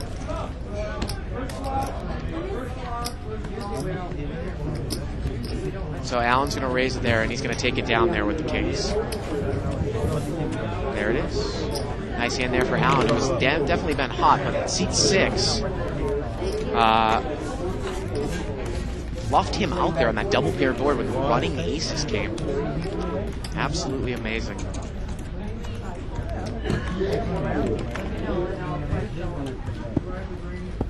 Button moves over here to seat 5. Big blind here in seat number 8. Looks like Lynette is stepping away from the table here for a second.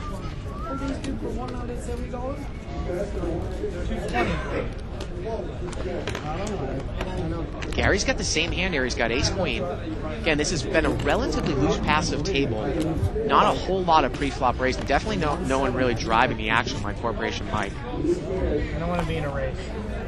Limped around here. If I flop the hand, I know I got the best hand. Call. And it looks like the blinds here are going to check.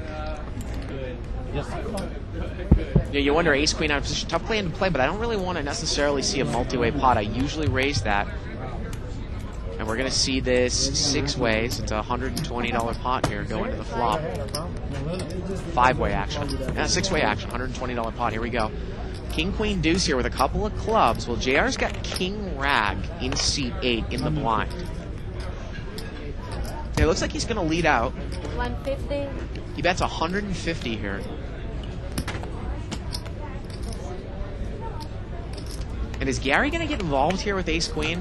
Why on earth you would call here in between with so many people behind you, I don't understand. Unless he's going to plan on trying to take it away here. He's on the flush. But JR definitely is in the lead right now with King 5. Here we go to the turn. The turn's a 5, and now JR's not going anywhere. He's got Kings up. How about you continue to bet for value? Make the guy pay for the flush draw, make him keep paying for a king, and he's going to bet big. Wow, he bets 1,000. Holy cow. This was the guy that limp re-raised to 1,500 with ace 8. He bets 1,000 on the turn into a pot that's about $200. Getting word that he bought in for $14,000. Wow. Unbelievable. We're halfway through the show here, playing 10-20 no limit. Tomorrow will be the same game or higher. Button moves here to seat 6. We had our $1,500 no limit tournament today. Kenneth James was in the house. He said he was going to donk it up, try to accumulate some chips real quick or go bust.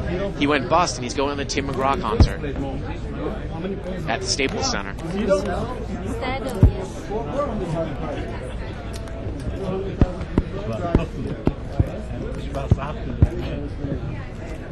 Sorry.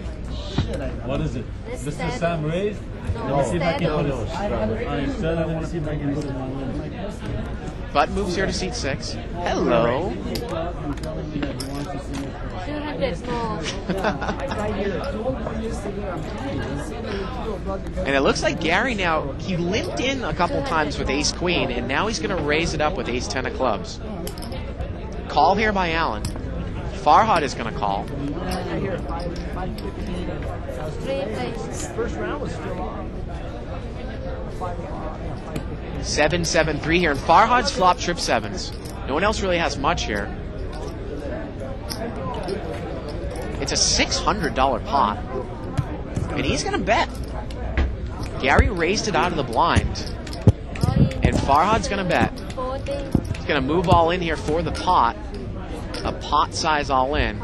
And look at this, Gary calls with ace 10, and he is basically drawing to a running chop here. Or running 10s. Turns a jack, and that's going to do it. That's going to do it. Farhad overbet there. He moved all in, and Gary didn't believe him. Gary, who had limped in with ace queen, chooses to raise it out of the blind this time with ace 10 suited, and check calls a pot-sized bet on the flop there with ace 10. Really, really peculiar.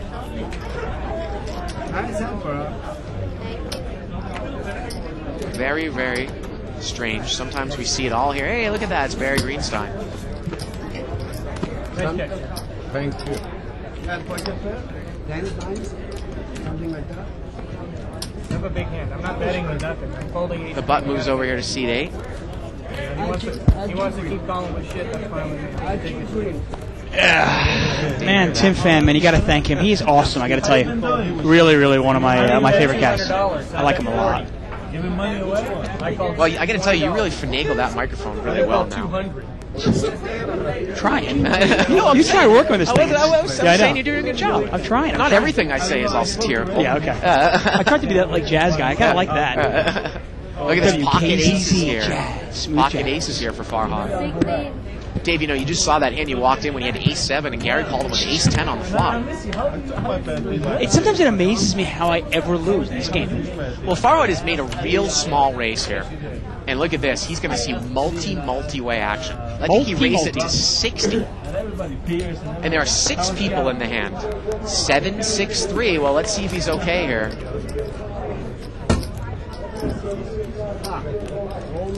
Almost broke the machine, man. And it looks like he's okay right now. Now, JR is 7-8. Is he going to get involved here? Farhad bets 300. Is that really the flop you're looking to get involved with? No, 7-8? I mean, especially you got to realize there's not even one diamond out there. gets You away want from some it. sort of backdoor draw as well. I can tell you, JR's played solidly all night, and he used that whole... 700. Oh, excuse me, JR's in seat 8. He's going to raise. I thought seat 6 there had folded, but he makes the raise seat 6 here. is actually Roy. Yeah. And obviously going to throw away queen 9 of hearts there. Yeah. Allen, I don't think... Well, is Allen going to call here with the bottom pair? A bet Nah. and a raise? I don't think so. You never know. It's Allen. I think Allen's just posturing here. Yeah, and Farhad... I mean, is there any way Farhad goes And there anywhere? it is. He pushes. I mean, and now does JR feel he's like pot committed here?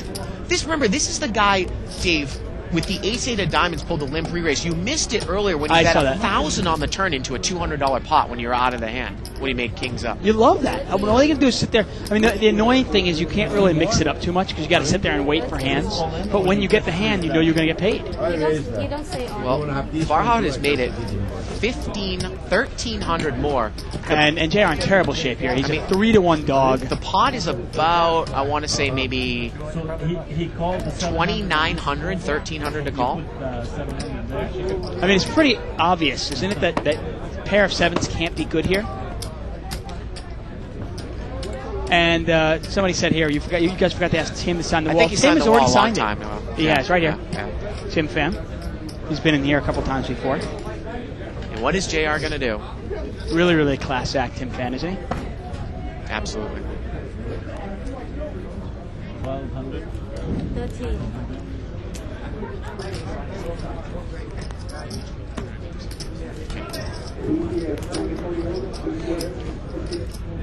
Well, he's really thinking about it. Again, it's about a $2,900 pot. 1,300 here for JR to call. What can he So do he's here?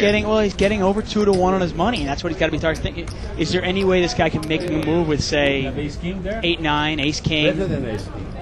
I don't think so. What, you got ace king here? And he goes, better than ace king? He goes, I don't think so. No, I want this. I don't want that. I'll tip you this if I get that. I mean, just what a gross overplay there. We were talking about It's how one of the reasons why you love calling raises from Farhad, because if by chance you were in there with 7-6, Farhad's Right. going to play it the same way. Absolutely, you're going to get all his money. All of it, exactly. Just hope the board doesn't pair with a 3, you know? And he's going to this show guy- a 7 like it's the monster. I mean, this guy is really, he's trying to almost, I love it too when people come into cash games and they think that the strategy changes. Oh, wow, look at because- that. The turn was a 7. Oh. And the river that a was 4. Brutal.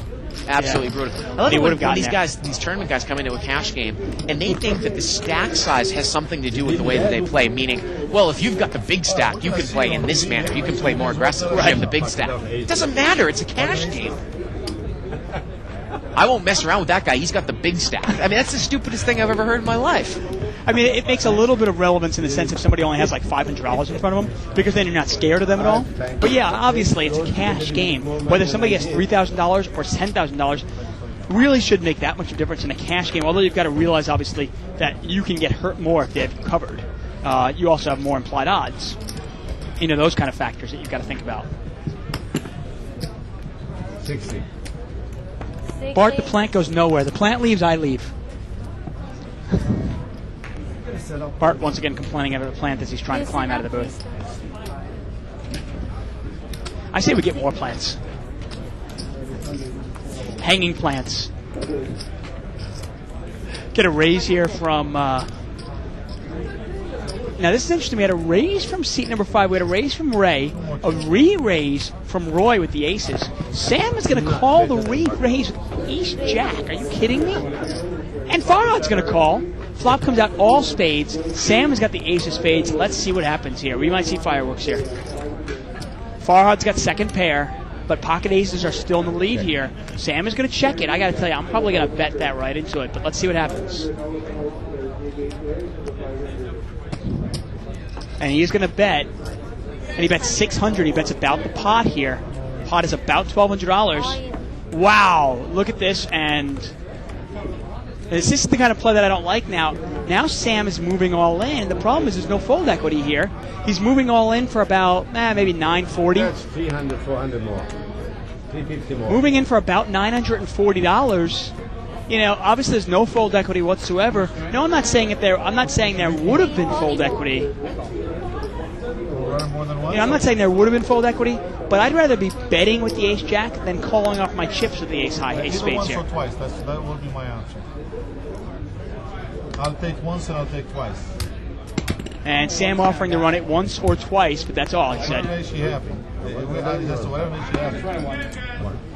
And they're going to run it one time here, and Sam is going to need some sort of running jacks or a spade here. He needs a spade and a spade only here on the river.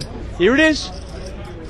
Not going to come, and Roy is going to double through there, and Sam goes broke, and Sam's down over $6,000 tonight. And that was about about a $2,400 pot. And I got to tell you, the problem right in the beginning here, Sam calling a re-raise. Now remember, Farhad made it 60 to go. Roy made it 160 to go, and you call a $160 raise with ace jack offsuit, and you only have $1,000 more behind. I got to tell you, I mean, ace jack offsuit, I don't even know if I'm calling one raise. Definitely not two raises. You've got to realize that you are at best drawing to 3 outs. You know, because the guy's probably either got pocket kings, pocket queens, maybe pocket jacks, maybe he's got ace king, which in that case you need a check, but you have no idea where you're at. And in this case here, you know, he had aces, and he really, really put you behind the 8 ball.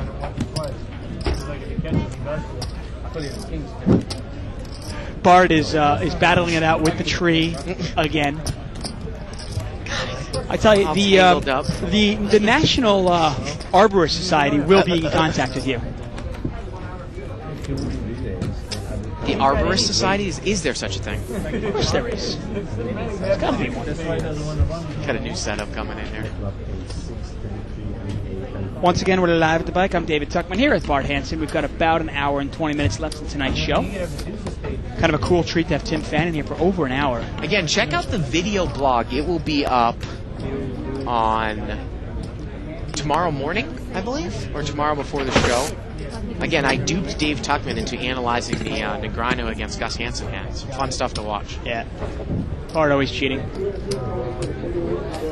And you can see a sick beat that a guy laid on me, too, as well. It was featured in the video blog.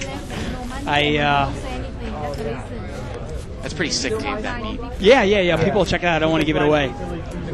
You can also check out my blog, Under the Gun with David Tuckman. I believe it is updated now.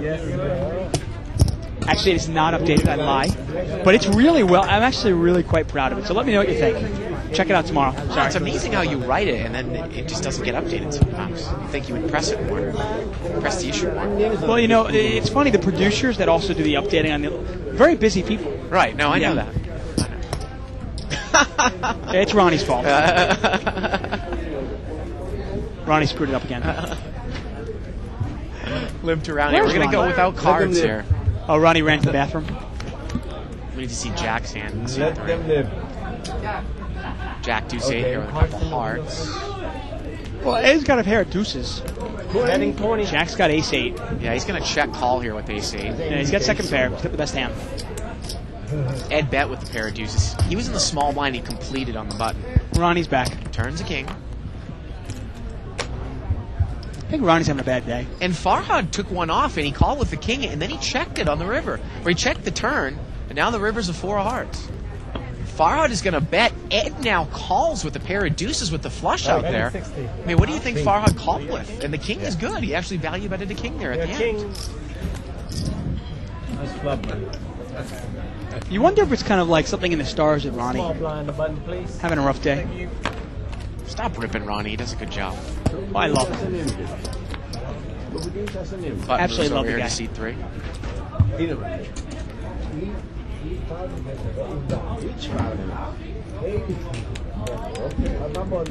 Again, you can email us at live@thebike.com. Like I said, I haven't really seen a whole lot of action here tonight. It's amazing when Mike isn't in the game, how the game changes. Well, this is why I don't play a lot in this casino in the 10, 20, and 11 game, but I will play in other casinos, because usually Mike is in the game, and the game plays more like a typical 20-40 game. You know what I mean? The game's good, though. If the game was always like this, you know, it'd almost be like what you say is a kind of risk-free. More of a, well, I don't say risk-free. You got some people in there flying around. I mean, guys raising with $1,500 with ace 8 of diamonds. Jack is raised here. C3. Can't see what he has over there.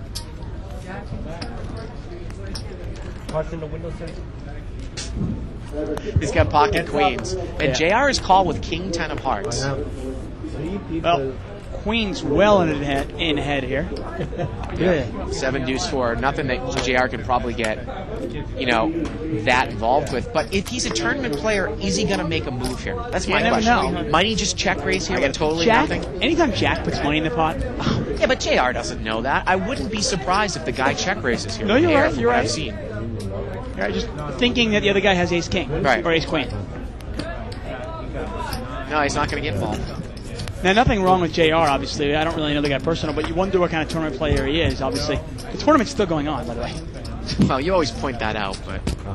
Hey, Tim Fan was already out of it. Here's too. a new thing. Is Al still in it? Philly Al is still in. All right. Unbelievable.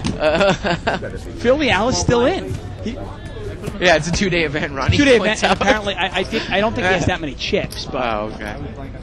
I tell you though, I mean, Philly Al, I know you back. He wronged our Ronnie. What do you mean? Bad karma, man. You can't wrong Ronnie. But did he make up with you, Ronnie? Okay. Oh, I think he got mad at Ronnie because Ronnie asked him how he was doing one day or something like that. Okay, God forbid. Yeah, right. God forbid he said hi to a guy. Yeah. Limped around here. The lovely Lynette is back.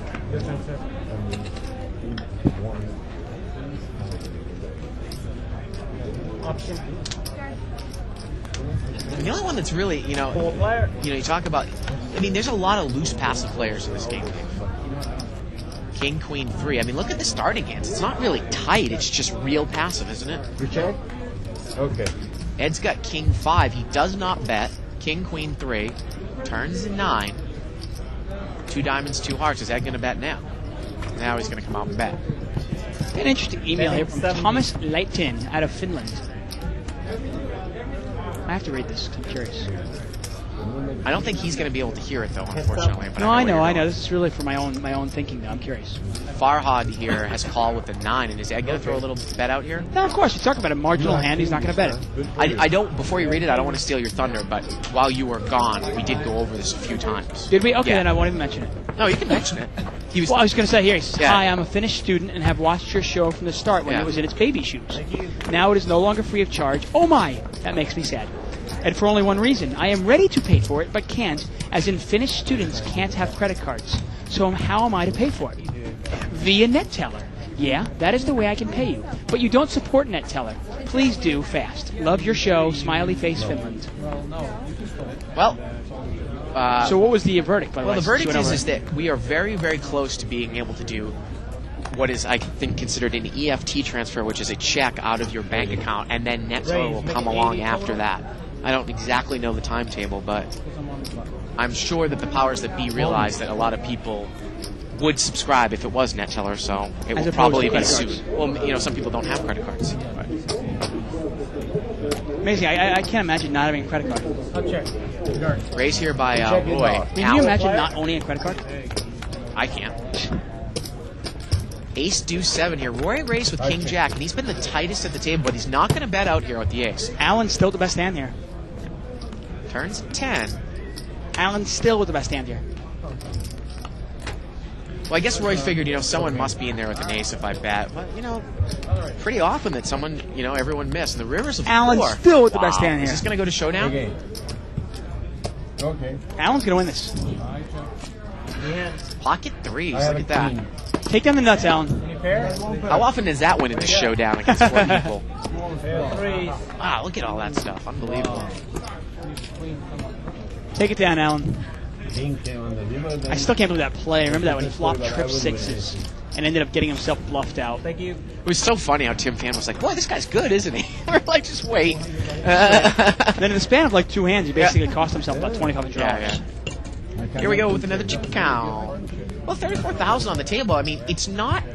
There still is money on the table, Dave. It's just it's playing so loose passively. No, but it's not a big game for a 10-20 game. Let's take a look at the differences. Gary's up 3,000 in seat 9. Lynette up 800. I mean, if you look at it, I mean, the that's- big loser down 5,800, the big winner up 3,000. I mean, that's pretty normal. And I'm sure Lynette is happy with that. I mean, I think if you make $200 an hour, it's a very good hourly in this Of course, game, right? I mean, especially considering Ray threw away the winner that should have chopped it up with him. That's true, yeah. 4 player.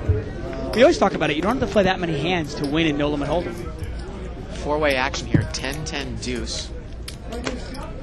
Talk about Jay Siegel. I've been actually reading some of those summaries, tournament summaries. Jay Siegel, our own potato, is doing a great job doing those summaries of the Legends tournaments. Turns a 7. Gary does not bet out. It always kind of throws me when I see him I see him on our thread, 40. and then I see him here a couple hours later. Right. Well, he lives pretty close to here, right? I guess so. Tustin, how far away is that? 35 minutes. Uh, I really, I don't still, you know, I've lived in California now for almost 3 or 4 years, and I still am not all that familiar with some of these names that No, are because Orange you're one of County. those. You're one of those Beverly Hills adjacent, you know, kind of like centrics. Like the whole world revolves around you and your little area of where you live. Oh, you've heard of some of these towns in Orange County. I've been here a lot longer than you at this point. Yeah. You've been around the earth a lot longer than me at this point. Yes, and California. Older. Where's my cane? Where's my cane? Bud moves over here to seat 8. Hey, Donna. Oh, great. Donna's on break. Who authorized that? Come on. Three-way Did I action. authorize that? I did. Okay, I wasn't sure. I forgot. And he's a nice guy. 6-6 deuce on the flop. And like often, like many times, the flop misses everybody. I know. Your turn, sir? Except me. Checked around, turns a 3. Ed's got a wheel draw now. Betting 40. Now, again, as a program note, as Gary comes out and bluffs at the turn here, he bets 40. And Ed calls with ace-4. And Farhad overcalls with king 10. I mean, are you kidding me? And the I river's mean, this is like 7. a 3-6 limit game. It really is. I mean, it's insane, the stuff you're watching here. I mean, how do you even... I mean, with 9-10 there, I got to go, well, what did these guys call me with? And ace high is going to win it. Here's high wins. I mean, this is like so ridiculously loose passive. It's unbelievable.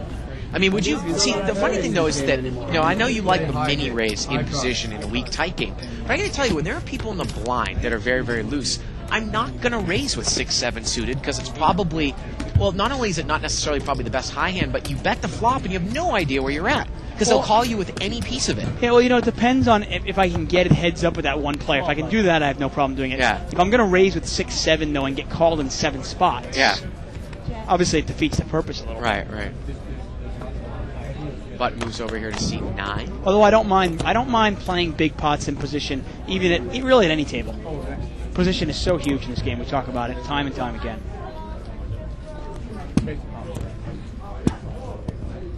Now Lynette, obviously a very tight, very solid player. You wonder if her style will carry over to tournament play.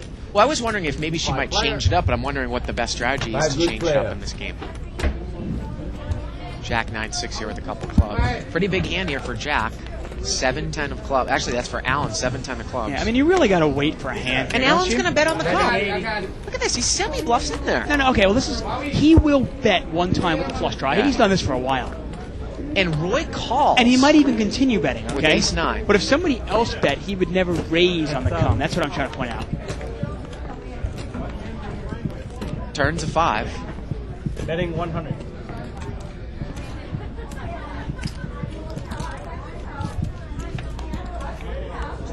And the river is a queen here.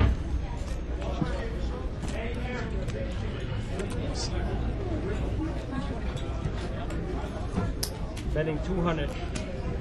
Loose call. Who's call? And Alan tried to bluff at it there, and Roy made the call. And Roy's going to take it down there with ace-9.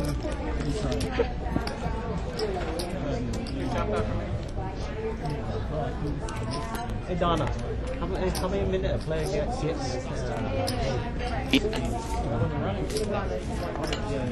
Butt moves over here to seat 2.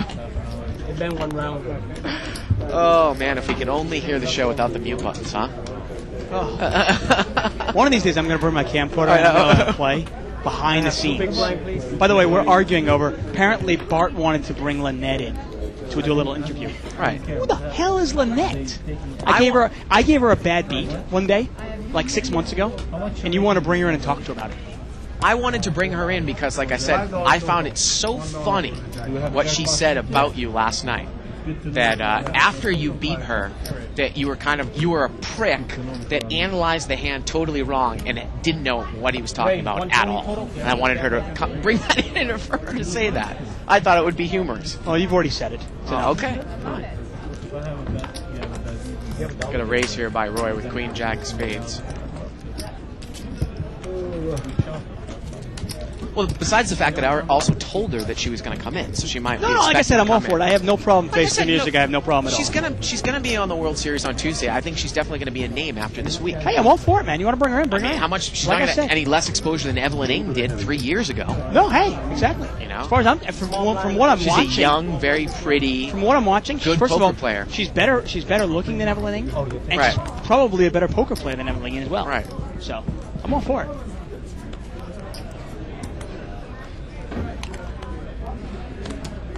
And apparently she has a little attack dog in her purse. Yeah, I've heard from a couple people that she actually carries a dog around in her purse. She has a dog. Okay, hey, all the power to her. Yeah. There it is. It's Chihuahua. Option. Limped around here. 5-player. 5-way action. Boy, Ronnie knows a lot about her. She does. I know. Ryan knows a lot about a lot of things. We don't give him credit for much, but 9-5-5 here. Well, Alan's got ace 9. He's got the best of it here in seat 4. now is seat number? Oh, actually, I was going to say. Betting 110. Gary's got pocket 8s. Is he going to get involved? He folded last time when Alan bet a flush draw when he had 9s and there were 2 kings. And again, he folds. Okay. Just Well, a I mean, in check this fold. case, though, I mean, you look at that board there. You can't beat a 5. You can't beat a 9. Right. Completely, there's no draw whatsoever. Thank you, Alan. Hey, like I said, I'm all for it. You want to bring her in here, bring her in here. She seems like a very nice girl. We were actually joking about the bad beat before. Yeah. It's always funny though when you talk to certain players how I think most poker players have a really short memory when it comes to when they've given somebody a bad beat. Yeah. But they have a long memory when it comes to the bad beats that they've received. I happen to be one of those that I remember the bad beats I give. I remember the bad beats I get. Oh, I would remember that hand for sure. I just remember. I remember most significant hands I've gotten. I remember the hand where I had with you where I flopped the set and then you turned the set. Yeah. I mean, I'll always remember hands like that. Out.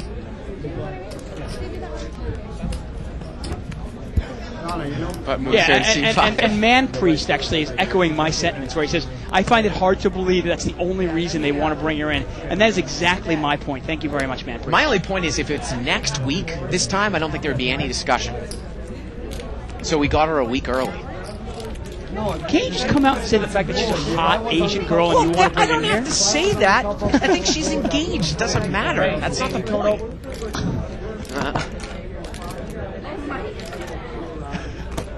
Apparently, you What don't I like have, dogs. what I have to go through here in this booth. It's unbelievable.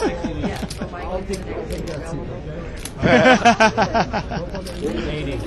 This gentleman Some family strife at Live the Bike. I don't know how it works. Gotta love We it. need to see Alan's cards over there at C4. Come on, Alan. Put your cards in the window, you. Yahoo. Wow, Gary flops the nuts. Nut flush here. What does Alan have? That's the question. Gary's got the nuts. Now, the one thing nice about Gary's hand is just by chance, if the 7 of hearts were to come out, he cannot, you know what I mean? He doesn't have to worry about somebody else having a straight flush. Well, He's got the actual I'm getting, nuts. and look at this. Alan turns his set. He's got deuces in seat 4. Is he going to get involved? Remember, He it was a definitely 3 is. flush. Well, wait a second. No, Alan's not drawing dead here. And Gary's going to come out and bet the nut flush. And I got to tell you, if you're Alan, would you ever just smooth call this just thinking, you know what? And he is going to call. And if this board comes out with an 8, a 9, a 5, or a deuce, we can really see fireworks. Oh, Alan needs the board of the pair. He has been running lucky. Here we go to the river. And there it is! Oh, not.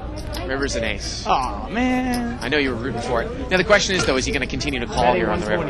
He bet's $120. Yeah, it's only 120. Guy's got a nut flush. Yeah. I got the nut. And look at that, he only calls.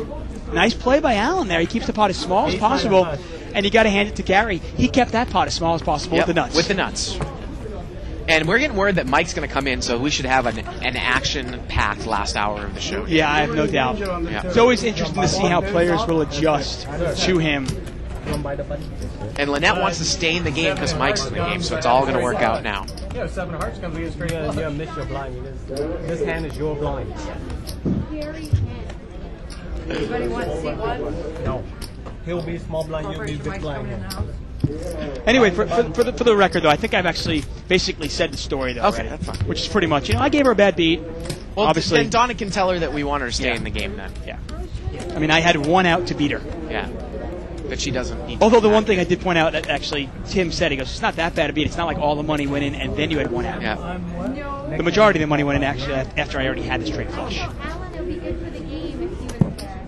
Now, some people can argue, well, Dave, if you had made the flush, though, would have you lost a lot of money? No, I'm not stupid. I'm not going to raise her if she bets into me. If I was on the board on the top, Raise 80 total. and someone would sit, switch the sit, I would complain. And I know Mike would complain too. I'm just, it's nothing wrong with this. I'm playing.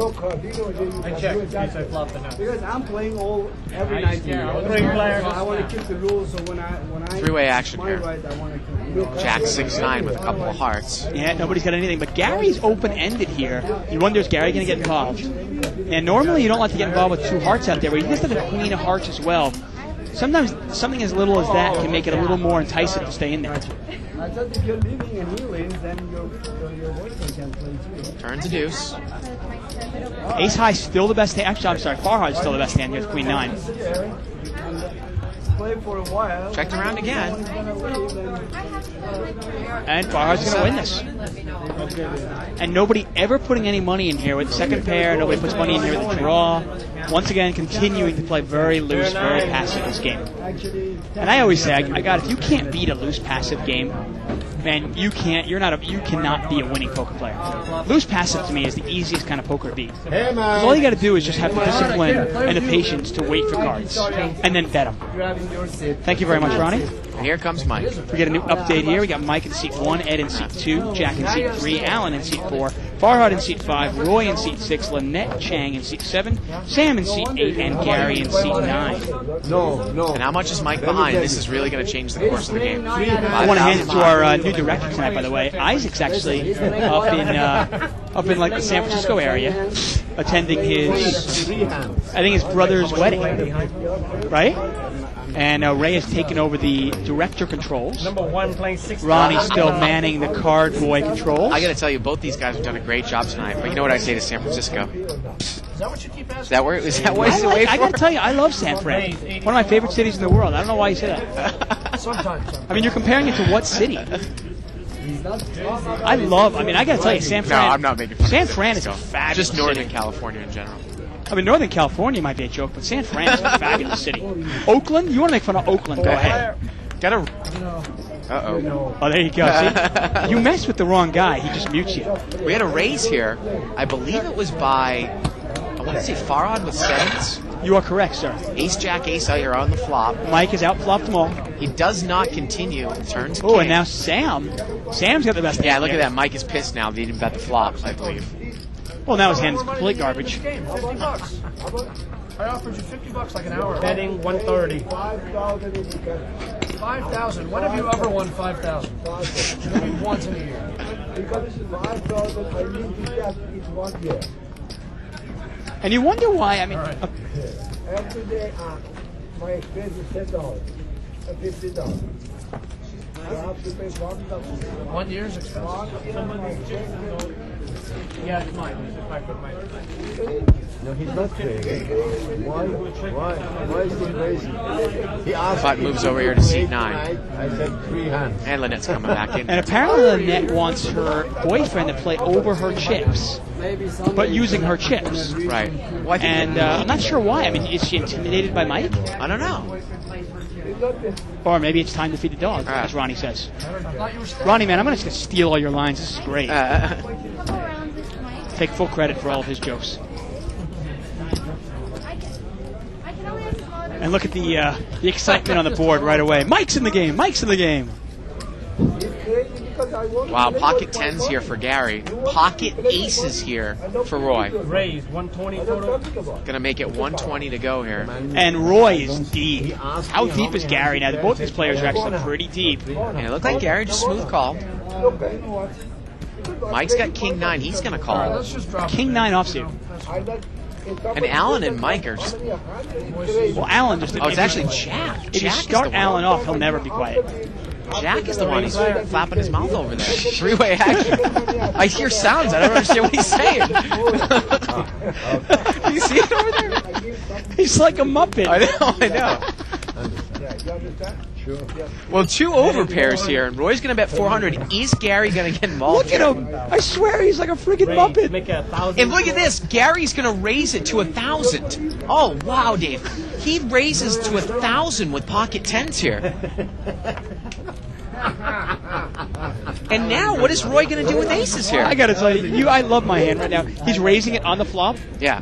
How many players do we know would raise a 5 here right away, or raise 6s full right now? Well, how much does I'm gonna Gary put have this- left? Can we get a shot at I'm that? gonna put See. this guy on 8s, 9s, He's got a 10s, couple of jacks, thousand. queens. He's got like 3,000 there. You're going to have to play a big pot here. Oh, I gotta tell you, I might raise it right away. I probably raise it. I got the ace of hearts in my hand. I mean, come on. What are you kidding me? I know the guy's not doing it with the ace high flush draw, right? Yeah. Which means he's probably doing it with 10s, jacks, queens, 9s, something like that. Oh, I love my hand right now. Absolutely love it. Now it's just a matter of how do I finagle this to get as much money in the pot as possible out of position. And I got to tell you, I swear, he's like a friggin' Muppet. Now it's a matter of how do I get all that money in. Now he's made it 1,000 already. He's got another, say, 3,000 left. Maybe you can raise right now. Maybe you wait till it's a turn card. Although I got to tell you, though, I don't want a heart to come off and kill my action. So I'm probably going to raise it right away, and he is. Look at that. Nice play. I really like it. Well, really, you don't think if you re-raise here, you're just going to get a worse hand to fold? No, you might get somebody with kings, jacks, queens to come in. This game, we've seen it all the time. We've seen people come in. Let's see what he does. 1,600. There you And go. Gary moves all in. Are you kidding me? See? There you go. Oh, man. Well, now I guess it's a math problem. Did he make the call there with aces? I think Roy called. He did call. Well, He here called. we go. An easy call. I mean, this is screaming like the guy has jacks or queens. Turns at 3. Gary just can't consider the guy might have a higher overpair? No, not impossible. That is unbelievable. Absolutely The river impossible. is a jack. And Roy is going to, wow. Wow. And that was a huge pot. We're talking about $9,000 pot there. That is unbelievable. What a gross overplay there with pocket tens. Yeah, $9,000 pot. And you were telling me, I said to you, I just didn't see this. We watched this table all night long. This is the way you play a table like this. You wait for one opportunity where a guy is going to overplay a hand like 10s or jacks or queens, and you're going to break them. I'm telling you, man, you're giving these guys way too much credit. Guess so.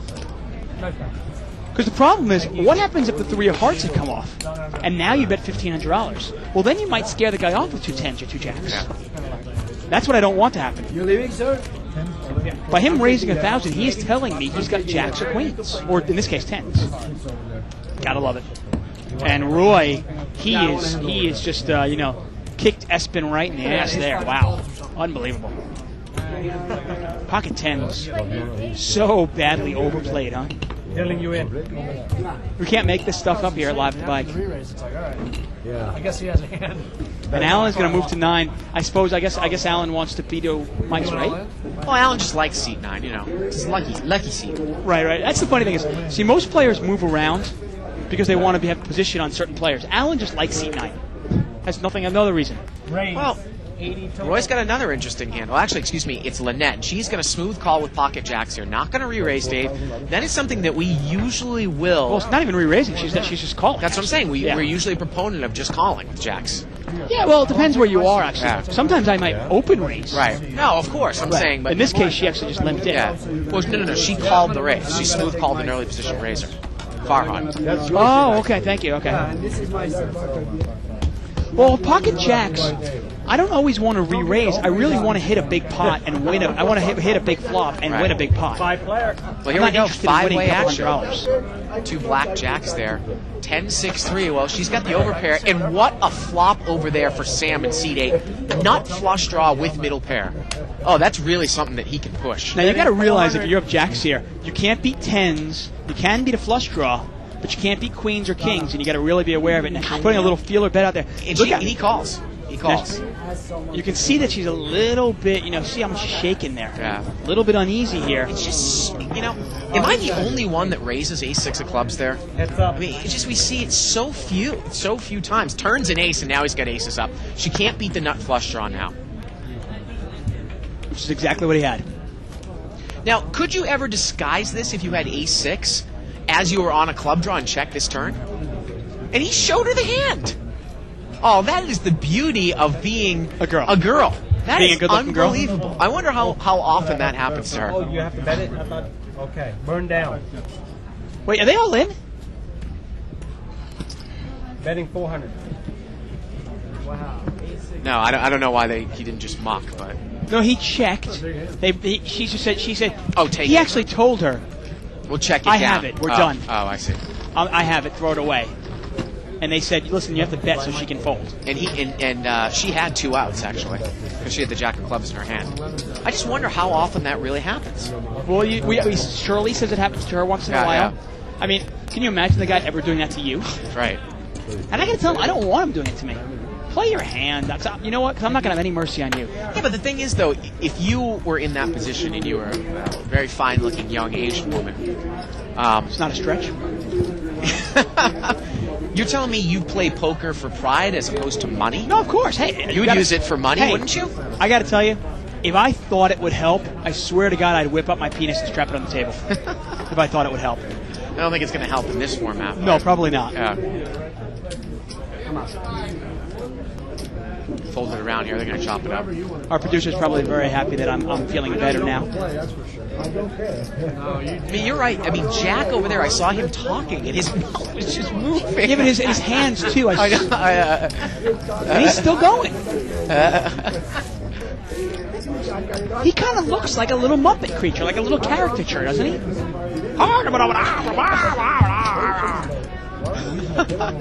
You gotta love that, though. If you are an attractive young girl, you gotta use everything that is in your power to make as much money as possible. Now, obviously, it's a pretty easy laydown for her once the ace falls down. There's really nothing she can beat, because now you can't beat the nut flush draw. Pocket queens here for seat number 8. Now, Lynette limps in with a hand from early position, 8-9 suited, and pocket queens is going to raise. Now, in a tight aggressive game, I don't come in with that hand, 8-9 of hearts, but she might figure that it's going to get limped around. I assume she's not going to call, so the raise heads up. No, watch. He's going to flash the queens. Yeah. God, I mean, if she is a savvy poker player, and it looks like she is, she can be using all of this information. Of course she is. Yeah. I mean, you wonder if maybe the fact that I moved all in when I had my straight flush, you wonder if maybe she got upset. Maybe I was supposed to soft play her. I don't know. I got to tell you got to do more than just smile at me to make soft play you.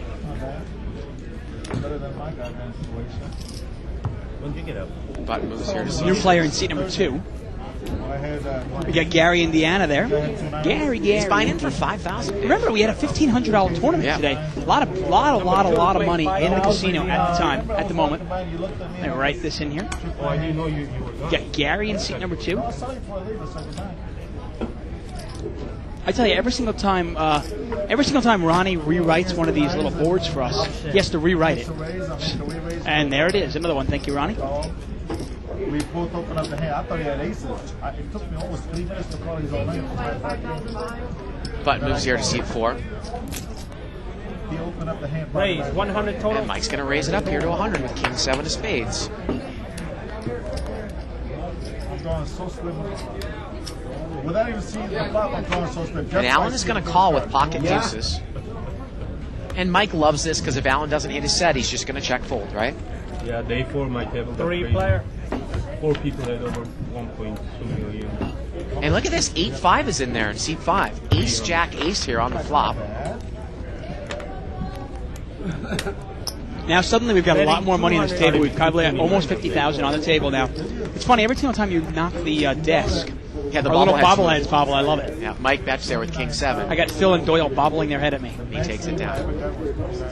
I have 60,000, 10 minutes, $20. But moves over here to seat 5. And Small blind, raise a little bit, I call, bluff comes 10, 10. Oh, interesting email here again. This is from Manny. He's been emailing us all night. He's talking about the game, Dave, that you played that was 25-50 shorthanded with Ed Movic. He says, do you feel you're playing above your comfort zone? I think Bart and the Poker Babe, Shirley, actually commented that you were playing scared. I remember one hand where Simon bluffed you out of the winning with a $1,500 river bet, and I know you remember that hand, Dave. of course.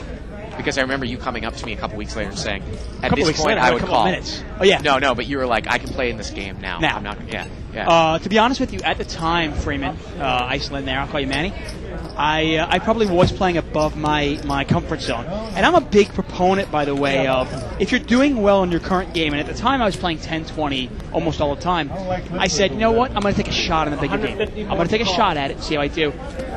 I think to expand yourself as a poker player, you need to put yourself in spots where you are not comfortable. Interesting, Sam, didn't mean to interrupt you. He No. raised, he get pocket kings in the big blind. Once again, he shows it to Lynette before folding. Now, once again, I'm going to say this one more time because Phil Ivey agrees with me. I'm actually going to quote him. I think to make yourself a better poker player and to advance, I think you need to put yourself in positions where you are not 100% comfortable.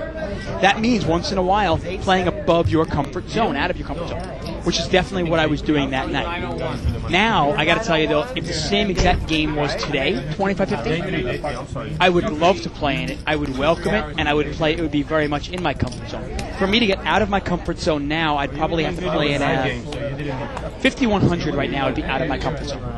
I would. How much would you be comfortable putting up to 10,000 on the table in the game? You would. To anything more than 10,000 though, I would start becoming a little bit uncomfortable. I think my threshold is maybe 4 or 5 right now. But 25-50, I would have no problem playing 20-40 last night's game. I have no problem playing 25-50. 5,100 right now is probably a little bit out of my zone. And I probably wouldn't play my A game because I'd be a little uncomfortable. 7-6-3 here with a couple diamonds. And a couple of people have asked me, they're like, well, why is it that Dave would play higher than you? And we'll get to this in a second. And Mike has called in the middle here. Pocket fours is let out here in seat 1. Mike has called with 8-10. He's got a gut shot to the 9. And you know he's going to try to maybe represent a diamond that might come on the turn. And Roy also calls here with Well, that's 8-6. what makes Mike so dangerous. Not only does he have his gut shot, but he knows the cards that could come out to scare his opponents. Well, the turn's a queen. And now Ed checks. Funny thing here is, if the guy had a 7, would you slow down with the queen? Yeah, maybe I don't know if he why. had a rag 7, he got called in 2 spots. And Mike's going to bet. Why not? And he uses not only is he going to use a diamond, or if he hits a straight, but he's going to use use an an overcard. Exactly. Yeah. You have the luxury not only of being older than me, but I think you have a house. I mean, you have more expenses than I do, but you have a house, and I think you have more money, which is nice. Well, we're in different spots, obviously, Right. in our lifetimes. In the sense that, obviously I have more expenses where if you were to go broke, it wouldn't really be that big. It wouldn't be a big deal. Now, yeah. if I went broke, obviously I'd be in a world of hurt because I've got a house I've got to support. Right. But having said that, it's just a different spot. I mean, it doesn't really mean much. I mean, you play 10-20, I'll play 10-20, probably both games we like to play. I'm probably a little bit more of a risk taker than you are. Our personalities. Yeah. But hey, that's just a personality trait. I do think you need to consistently put yourself, if you want to better yourself as a poker player, absolutely. I think you need to keep pushing yourself. Well, we get a raise here, ace-queen here, and he's going to take it down without a flop. I told you a couple months ago that for some reason I had just been getting crushed in the 10-20 game, and you said the games were so good, and it's true, and I came back and have a great couple months in there, and now I think I'm totally comfortable in there. Although sometimes I do, though, feel like I would rather play 3,000 behind in a deep stack 5-10 game than I would rather play 3,000 in a 10-20 game, just because of the fact that there's so much more maneuvering, and I can stick it to these guys deep stack. I'm with you. Hey, to me, it's all a matter of the game selection. If the worst players are playing in the 5-10 game, I'm going to play in the 5-10 game. If the worst players are playing in the 20-40 game, I'm going to play in the 20-40 game. Now, for me, usually the livest game in the house is the one that Mike's in. Yeah. And it's the one that Mike's in. Yeah. And so I'm going to follow that game. Now, he goes on and he says a couple other things. I'd love to get to the rest of his questions because they are very, very good questions.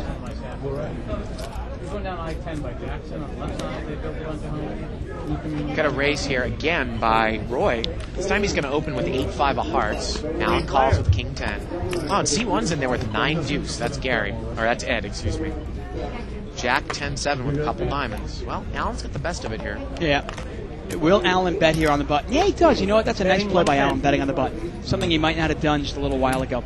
Now, I'm going to get back to the rest of the questions here. He goes, where's the fine line, though? He goes, now, obviously you don't want to play it where it's, basically it says, my question is really how advisable is it to play high enough for it to really matter? How much should it hurt, quote unquote, in relation to one's bankroll? Now, I think it's a matter of really a personal thing where if you had the discipline, let's say you've got hundreds of thousands of dollars, but you have the discipline to play 3-6 Hold'em, and that's the game you want to play, go do it. But a lot of players don't have that discipline. Live straddle. They start playing it silly. You know? I mean, I got to tell you, if I played in the $40 no-limit game, I'd probably play like a jackass. You know, screwing around. But I think if I played the $200 game, I'd play it for real. Because for me, that's fine money. A couple $100 here, a couple $100 there. Well, I mean, poker's poker, regardless of the stakes, right? Mike here is straddled. Lynette's going to limp in with king-queen. Alan calls, and it's going to be limped around, and Mike straddled, and he does not raise with king-7. And the last question is, hey, he wants to know when you and I were on live at the bike, when we actually played. And I know the last time I was on was May 5th, Cinco de Mayo. 7-way action here, limped around, and here we go. Mike is dominated by Lynette. Now, I got to tell you though, Lynette's probably going to play this conservatively. It is an unraised pot, and Lynette puts 200. And I think Mike is pretty familiar with Lynette. How is Mike going to play this hand? We've never seen him just check fold here. Well, I got to tell you, I'm surprised he didn't bet right there out. There could be worse things in the world than being dominated by Lynette.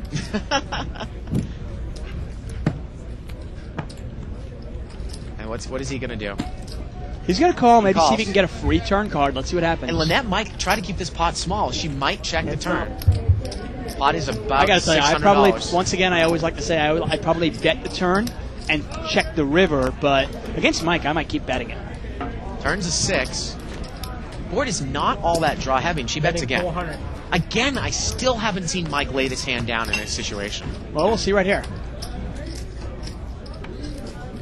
Unbelievable. It's not. I see him do it all the time. Epic. When? All the time I see him do this. I play with Mike a lot more than you do, I guess. Maybe that's it. Seriously, I see him make this lay down all the time. Unless he's steaming, I see that lay down all the time. Anyway, like when he laid down ace-deuce against the set of aces to Alan? Okay, I'm saying he was steaming then. Anyway, though, he wants to know the last time when we played on Live at the Bike, and you and I played each of us probably played about half a dozen times. I think the last time I played was Cinco de Mayo, which is May 5th of this year, I want to say. When is the last time you played? Do you remember? Was it a 10-20 game way back in I don't know. April? It's been a while. If you go through though, we are listed in there. Well, now that Boston, I think, is going to definitely enter the rotation of being in here, I think we will have a chance to do it more. Because what happened was we wouldn't play. We used to always have 3 commentators. Now we wouldn't play. If we played, it would only leave us one of us in here, and it's difficult to do the job. So exactly. Yeah. Exactly. But we'll try to, after Legends, obviously, we will do our best to try to get in there. Boston will come in here. Maybe you'll play one week, then maybe I'll play the next week, and so forth. Obviously, it is important for us to show that we can put our money where our mouth is. John James here says, hey, Tuckman, glad you're back. I won't ask about the lip. Don't worry, not a big deal. I actually cut it at the Bellagio cocktail glass. What I'd like to do with a good-looking woman at the table is to enjoy the free show and take all her money if I can, because that's poker, baby. Never soft play. Poker is war, and she is the enemy. John James. And I got to agree with you, man. Well, here comes Ty. That's Lynette's boyfriend, and Ty is the gentleman that I was playing against in the video blog, the first hand of the video blog. Really? That's her boyfriend? So he's the one that made the move on you? Yes. Wow. That was a good move by him. Yes. Very nice move. And I think Lynette's going to join us in here for a couple minutes, Steve, as Ty plays over her chips.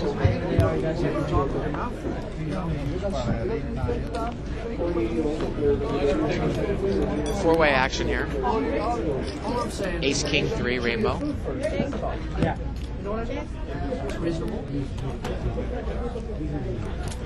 And Ed's got ace-8. He's going to bet.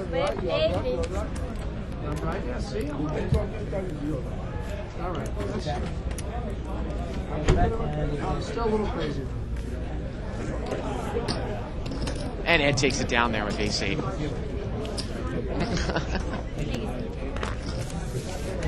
Button moves over here to Mike at c4.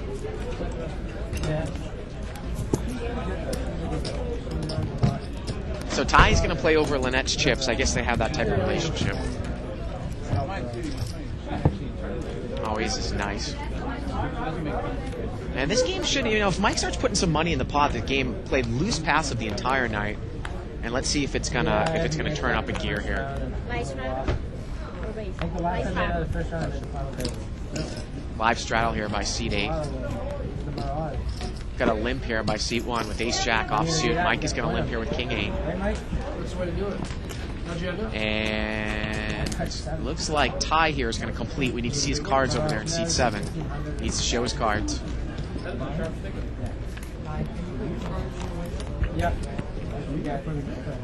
Oh. And we're back with KZZ Jazz all night long. 10-4-8 with a couple clubs. Back with the remote mic for Dave Tuckman.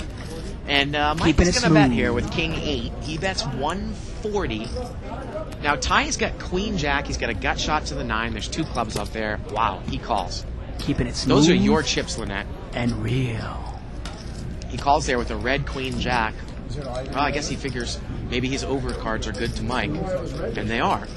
And obviously, Ty playing a much different style of poker than Lynette was. Lynette very tight, very solid. Obviously, a very good poker player. I thought he'd be good for the game, though. Yeah, that's true.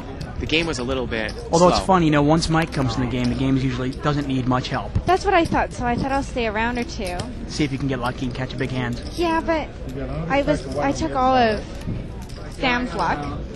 Yeah. So his bad luck.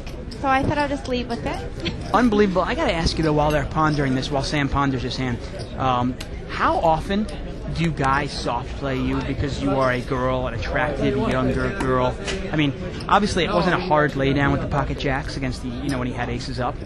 Once the ace falls, obviously, your hand is pretty much garbage. But I'm just curious, I mean, how often does that happen there? A guy just goes, you know what? Oh, you're so cute, I don't want to take your money. It happens a lot. I mean, you must use it. You must love it. Well, you know what? I think I don't know. Sometimes it hurts my game. Mike's got trip 8s. Okay, sorry. Interrupt here. Now, Ty has still got outs here. He can catch a 9 here to win it. And Mike bets again. Oh, I want to tell him. And look at this. And Mike says here, you got to pay to draw. You got to pay to draw. And he says, what do you got, Jack 9 here? Well, Jack 9's not even that good here. Let's see if Ty check raises Mike with air like he did me last night on the turn. Man. He's pretty good at that. He's the River King. Well, if he hits this 9, Mike, like we say, he's going to flip the table over. But I don't know anybody that puts more bad beats on anybody than Mike. Yeah, Mike definitely does. He knows how to give them to other people. Ty is out of there. He's great at it. Well, what a privilege. We have the lovely Lynette Chan, right? Chan. Lynette Chan. Chan. Lynette Chan. And you're going to be on the first episode of the World Series of Poker on ESPN, which is, I believe, this Tuesday? I think this Tuesday or next Tuesday I'll be on. I was lucky enough to be on the featured table. And you play cash games, though, for a living. You know a lot of the lady pros. You were talking about how you're friends with Vanessa Russo. And some of those other women, they have gotten a lot of attention, but because you play cash games, you haven't necessarily gotten a lot of attention. I know, and I've been encouraged by different sites, by the other girls. I just ran into Genocide and Vanessa Russo. They were in the tournament. I don't know if you go. They're here? They're here. Oh, we got to go. I don't know if I hope they're still both in. Really sweet girls. They encouraged me to do it, and they were telling me to do it. But I played this instead. Well, I mean, it's guaranteed money. No, I know, but well, not guaranteed, but look at Liz pretty Liu. close to it. She was playing high-level limit hold'em for a long time, and then she made one final table, and then all of a sudden she's all famous now. So you wonder after next week if you'll get a lot of attention just from being on. It'd be nice, but I mean, I just really enjoy the game. It's not all about the glam for me. Right, but hey, I mean, if you can get. But if you can do both. Right, exactly. If you can get sponsorship, though, if you can use your assets. For us, it is for the glam, though. I gotta be honest with you. No, for me, it's all about the money. I could care less about the glamour. I agree for me, with it's you. for the glam. I could give a crap about the glamour. Give me the money, send me the money. But hey, if I can get some sponsorship out of it, if you can get Full Tilt or somebody else or Martin's Poker, whoever else to jump on board, start putting you in these tournaments where you're free rolling. Hey, it's a win-win for you. Absolutely. Well, I was lucky enough to be sponsored by Full Tilt during the World Series. What exactly did that mean, though? Because you told me last night that you didn't take a backing deal. So what? Well, there's different deals that you could work out with them. Basically, the first weekend, I took a fee to wear their logo. I guess like a walking billboard. Right, exactly. you're kind of a friend of Full Tilt, and they give you a few $100s for that, right? Something on the lines of that. It Right. was good. I have some I friends. think I won't she get means a little more than that. I won't probably. get a few into specifics, $100. but- Yeah. She gave like Dave like the look of what the hell is he talking about? A few $100. Kidding me? I think Full Tilt is one of the best poker sites out there, and I'm so honored to have worn their logo. What did you say? Out there? Are you from Canada? Oh, I am. We won't hold it against you. Yeah. Seed 6 here is going to raise it up here with Jack. Now nine. you're from Vancouver, actually, right? Vancouver. Okay, I got you. And Alan is going to call here with 3-4. I got to tell you, out of all the Canadian cities, I mean, I'm from upstate New York, and I absolutely love Canada. I grew up playing hockey. Spent a lot of time in Montreal and Toronto, but Vancouver's actually got to be one of my favorite cities in the world. It's gorgeous. It is so beautiful, absolutely gorgeous. I mean, I can't believe you left there. The only thing they're missing is poker. Yeah. Well, Jack's Well, they have poker, but Although you don't want to, small limit. you don't want to dirty it. You know what I mean? It's such a beautiful I know. city. Leave the poker players out of there. I still have a condo there, so I'm happy to go there. Jack flopped Trip Kings. He slow played it, and Gary made a flush in seat 2. And now Alan's going to come out and bet on a 4. Now, can Jack get away from this if Gary raises now? Gary is going to raise. I mean, it's not like the diamonds aren't obvious. And Jack just folds. Yeah, He gets away from it. Jack is amazing. Who? Jack. In seat 3? He Amazing. will check the nut flush. Well, yeah, we pointed that out. Yeah, that's one word for it. Interesting choice of words. Amazing, yeah. Yeah. Was there a straight flush possibility? Maybe he The did. board was paired. Ah. He checked a straight down. I don't know if you picked up. He had ace 10 one hand, and he got checked down when he made a running Broadway straight. Oh, really? King queen. I mean, at least it's good to know. At least it's good to know you're observant. Yeah, Jack. Literally, if Jack ever puts money in the pot, run. Just run, because you know he's got the absolute nuts. Now, Kev Math on 2+2 brings up an interesting point, and he wasn't talking about you specifically, but you weren't invited to. You're not in the ladies' table, No. right? Are you going to play in the tournament though? That's the qualifier. You know what? I won't be. Why not? Dinner plan? Oh, I don't know. so- I could get into it, but I'm not gonna. It's kind of a small tournament for you, isn't it? No, it is Yeah. a It's a small $100 tournament. I mean, tournament. I didn't want to. I'm not going to go knocking it. I think it's great that women. Any excuse for women playing poker is great, but I just don't do ladies. Oh, really? Just don't do ladies, huh? I play with men all day. I feel like I've got a much bigger edge playing men, and if I could do that, Not for- even experimental, like in college or anything like that. or now, Or now. or still now. But See, now you know exactly why Bart wanted Lynette in the booth. I apologize in advance for my partner. I'm sorry. I'm trying to follow the game. Yeah, sure you are. Ty's got pocket 6s. Alan is in here. Alan's with got trip 5s. Trip 5s, and he slow plays it here. Turn is an 8. And Mike's got a flush draw. And if Mike makes the flush here, you know, and as long as Alan does not full up, Mike's going to bet again here. And we had a guy that laid down pocket 8s. He would have made 8s full on the I think turn. Alan can probably move in here. I'm not sure how much did Mike bet there? He bet 150 here. Oh, Dave. 150, I'm and sorry. Alan's going to check raise. he is going to definitely race because last time he got screwed. And he actually got bluffed out of that pot. That guy didn't have an ace. He showed Yes, everybody. I saw that. He had to fold there though. But we just didn't know what he was actually trying to do when he slow played the 5 there on the turn. He could have made a raise like he did on the turn and still got a good. It would have been a good sized pot. And you hear Mike say, if you don't have a 5, you show me anything but a 5, and I'll give you $20. And of course, Alan could not do that. Now, is this your bread and butter game? Is this the game that you normally play over This at is that what I other play casino? 10-20. Play 10-20 no at the limit. Commerce Yeah. or at Bellagio. Now, you play it full-time for your living. A lot of people will always email us in or write us in and say, hey, Bart and Dave, if I was going to play 10-20 no limit and I didn't have another job, what would be a proper bankroll to hop into that game and play it full-time? Do you have any, like... Ooh, I would say maybe play the 2-5 for a good 200 hours. And I don't know what it is. What is the proper bankroll? I would say 20 times your buy-in. 20 buy-ins? So, like, if you bought in for, say, 3,000, which is 150 times the big blind, that you would need 60,000, 20 buy-ins? Minimal. Minimally, especially if you're doing it, and then maybe take living expenses there into it as well. So my bankroll is like 6,100. Am I playing above what I should be playing. What are you playing? I'm playing this, and I'm playing 2550. Save me one time. Thank you. You're playing the perfect level. Thank Yeah, you, thank right. you. I appreciate that. Thank you. I'm really working on it. I appreciate all the help I can get. I help you build that bankroll, so I hope you're doing it. I hope you're using it Okay, well. okay. This is the reason we want. You did help me build a bankroll. Go ahead. Let's hear the bad beat story. This is about 6 months ago, by the way. And just for the record, I just want to point it out that at least half the money went in after I had already had the straight flush. But go ahead, Lynette. I want to give you your forum, please. Oh. No, please. Okay, first like of I all, said, I don't tell very many bad beat stories because I go ahead. love No, I've already them. given them. I love them. I'll take that beat all day. I'll run the river card as many times as you like for your entire bankroll, even if I have to borrow from my dad. Or I would do it until you could. That's the maximum you could remortgage your house for. Wow. Of course. I mean, I would assume you would. I mean, I had one out. One out. Right. One Go ahead. outer. I don't know. I flopped set. I bet the pot the whole way because we had a guy in the pot that should not have been in. He had nothing to do with it, but I knew he'd calm me down. So I was over betting the whole way. By the way, that guy was Gil, Paramagik Gil. Oh, Players on our table know who he is, by the way. Yeah, he's a tournament guy, but Big time tournament yeah, player. yeah. I know that he would call me whatever I bet. Right. If I bet. Were you familiar with my play at all or no at the time? Because I wasn't really very familiar with you yet. I wasn't, but I just thought I don't know. Okay. He gave you reason to, and I blame. 40% Right, of him obviously was when him. I had a flush draw, obviously when he called, You it had gave me reason to stay in redraw it. on the turn for a flush draw. You had a gutter on the flop. Right, yeah, I had a gutter, then I picked up the flush draw as well. You Then know I the flush draw whole and struck, thing right. that I didn't get when you left the table, maybe 2 hands after you won that pot for me. You had a nice hit and run, but you said to me, I didn't think you had anything. That's why I called you down. And for me, that made no sense. It would be like, I know you have big pocket pair, and I was going to bust them.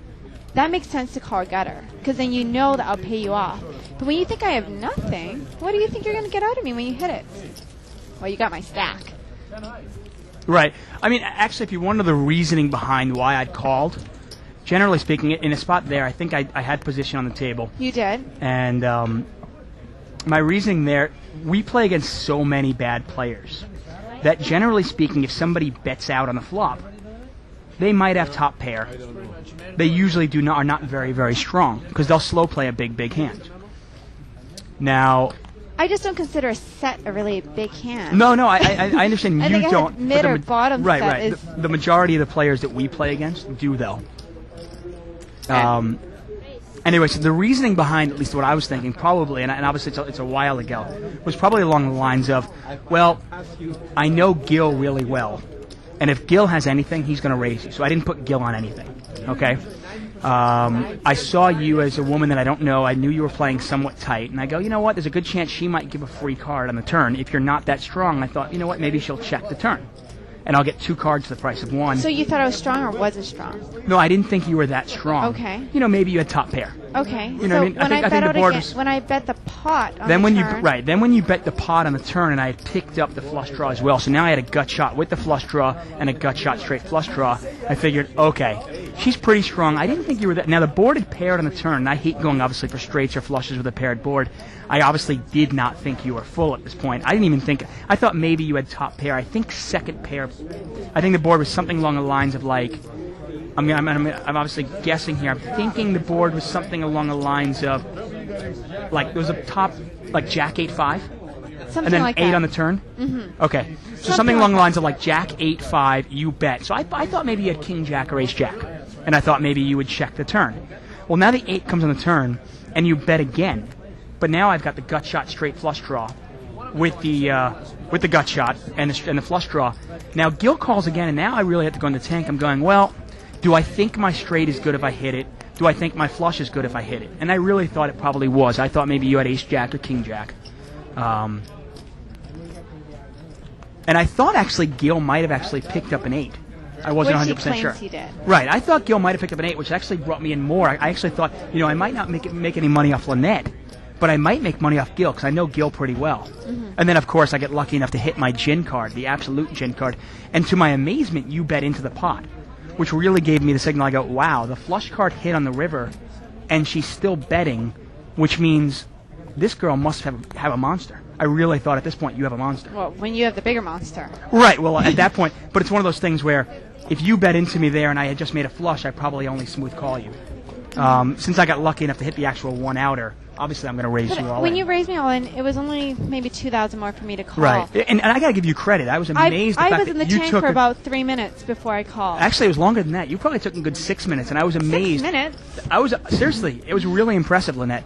When you actually turned over the hand you had fives full, by the way. She had a set of fives. She had flopped a set of fives and bet it all the way. And that's one of the things we always preach, actually, on the show is bet your hand because people will never believe that you would bet a strong hand right away.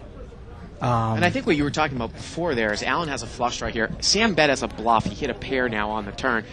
Is that normally Dave and I'm going to speak for Dave because I think we play very similar. We will raise with flopped trips right away as an act of deception because someone wouldn't think that anyone would raise there, especially on a non-connected board like a rainbow board. So if you sit there and actually play it like everyone else plays and calls, as Alan makes the flush here on the river, there isn't really anything else out there. You can sometimes get a free card, or you can then bet the turn as a semi-bluff, and somebody with top pair is going to lay it down now because they think you sandbag trips on the flop, right? Well, that was my whole thinking there, in the sense that I'm not really calling the flop bet, hoping you have a monster, hoping that I win a big pot. I'm thinking there's maybe a chance I can just take it away from you. Obviously, I completely misread the entire hand and misread you, and got really lucky. Farhad is going to call here with the straight. He had the straight, he had the 8, and Alan is going to win $900 there. And I tell you, Alan just continues to be on fire. After winning $31,000 in the last 2 nights, continues to go on fire. And he overbet it there because Farhad had the 8, and it was the worst card for him in the deck to come there on the river. Okay, so now I'm curious. Go ahead. What made you think that it was worth calling me? It was obviously a lot to do with my image, and you were asking me. Well, a lot of it actually wasn't just you. A lot of it also was Gil as well, right? Because I know Gil so well. Mm-hmm. I had a feeling. I was actually surprised that Gil actually laid down the 8, but you showed so much strength on the river. I think on the river you actually bet 600 into about a $1,200 pot, showing a lot of strength. I go, wow. I go, you're not scared of the straight. You're not scared of the flush. You must have a full house here. And then I'm just thanking my lucky stars that I happened to catch my one-outer. No, I'm not making an apology. I don't apologize. You know what? Obviously, I'm going to put my money in. More often than not, I'm putting my money in with the best of it. The one or two times that I actually give a bad beat, hey, it happens to me. It happens to the best of us. It's not apologizing, okay? Just go say to I'm hell. Sorry. I took her money then. I take it now. God damn it. And I would take everything he has, including Exactly. his house, his car, Good. his children's education. Bring it on. Let's go. 1-on-1. Heads up. Let's go. Heads up match. Me and Lynette. So you on? Now you go back to, well, as a woman, does that help or hurt your game? Well, what you did to me helps my game. Of course it does. You know, so, but then I have somebody Wait a like... minute, I got to interrupt here. Ray, if we can go back to the screen, we just have a monster action flop here. Alan has ace-jack, and Mike has jack-9, and Mike was the pre-flop raiser on the button. This could get ugly. And this pot is quickly $350. Mike is going to bet, and I think Alan might double through Mike right now. Mike bets 400. He kind of bets a pot-sized bet, and let's see if Alan check raises. There are 2 clubs. I don't think he's going to slow play it. We'll see what happens here. I'm good friends with Mike here, but I got to tell you, nothing makes me happier than when Mike loses. Because there's nothing more entertaining than Mike losing. Oh, and Alan just check calls here, and if a club comes out, is it going to kill the action? How about Jack? Come on, Jack. Is it going to kill the action if a club comes out? And Gary's going to call with ace-8. He overcalls with top pair here. Yeah, Gary Indiana here. You wonder what he's in there with. We need a nice offsuit blank here on the turn. Well, there's not one. Well, and you wonder if Alan's going to scare himself away now. Well, let's see. And now he's going to come out and bet. He leads right into it. It looks like he's betting 1,300. Now, wow. Now, wait a minute. Can it be logical that he has queen 10 here, though, obviously? Of course. Now, I don't know if Mike is going to get away from it. By Alan slow playing, once again, he lets someone have the opportunity to get away from the hand if he had queen 10 here. Oh, unbelievable. All the money would have been in on the flop if he had played it hard. Yeah, I really think so. I think you're right. I mean, although I got to tell you, if Alan raises me, I'm not calling unless I have a nuts. And look at Gary. I mean, he's like 3,000 behind. Alan's bet 1,300 here. Now, this is what I understand. The hand against you, this is the kind of player we're playing against, like Gary. A guy who has trouble getting rid of ace-8. You know what I mean? So obviously, now that I know you a lot better, now that I know the kind of player you are, I would probably play against you a lot different. This pot is $3,000. Actually, I definitely would play against you a lot differently. $3,000, $1,300 to call. And look at this. Mike is going to fold it. Oh, Alan just killed himself, Dave. Yeah, he really stuck it himself. Everyone just slow plays in this game, and they just never listen to us and realize that if he had it in on the flop, there was no way Mike was going anywhere. Now, Alan, he left $2,500 on the table there. Has no idea that the king kills his action with the queen 10 there. The queen 10 draw out there. Unbelievable. I mean, I can't believe you slow played that flop there. Ace Jack 9. I mean, you got straight draws out there, it's flush against draws. Mike. He never believes Mike has anything, and against other people, he wouldn't. If somebody bet into him, he would raise top 2 there with 2 clubs. But against Mike, he always feels the need to slow play. He has no concept of the concept of action killing. You know, sometimes you want to give a player like Mike enough rope to hang himself, but you know, sometimes you don't want to let him off the hook. Well, unbelievable. Lynette Chan, the lovely Lynette Chan. Obviously, you've got game. I mean, you're obviously a very, very good player. I clearly underestimated you in our first matchup. I won't do that again. And we'll all look for you on Tuesday. Yeah, look for me on Tuesday. And you'll be sticking around. You're going to play in the main event. I'll be playing the main event only. I think that's the only one I'm doing. Okay. Well, thank you very, very much for stopping by. It was a pleasure to play with you and have you come in here. Oh, you guys can just hug each other. Come on. What did you buy your wife? Remember? I think we're over it. No. I want to know what you bought your wife for her birthday with my money. What did I buy? Oh, you said something silly. Oh, I bought her a camera. I actually bought her a really nice camera. And what did I call you? You told me, the funny thing is, wait, you said I was cheap. You go, how can you buy a camera, buy a jewelry? I bought her like a $2,400 camera with like a $2,000 lens, and I got called cheap. No. I had You're bought her, making wait. that up right now. No, I'm being serious. I bought her a much was that diamond yours? ring. I bought her a diamond ring in Christmas, okay? I already got her that. And I go, did you get her matching earrings? I did not get her earrings yet. Wow. Although she has diamond earrings, I had gotten her probably like 2 years ago for Valentine's Day. But she wanted the camera. Does and I she got have her like a really bracelet? expensive. I'm working for her. I know, you're trying, man. You're pulling here. Wow, Mike turns Trip King. Okay, well, until so I don't go broke here, we're going to have to say goodbye to Lynette. Again, thank you very much. Thanks, guys. Mike is going to bet out here with Trip Kings again.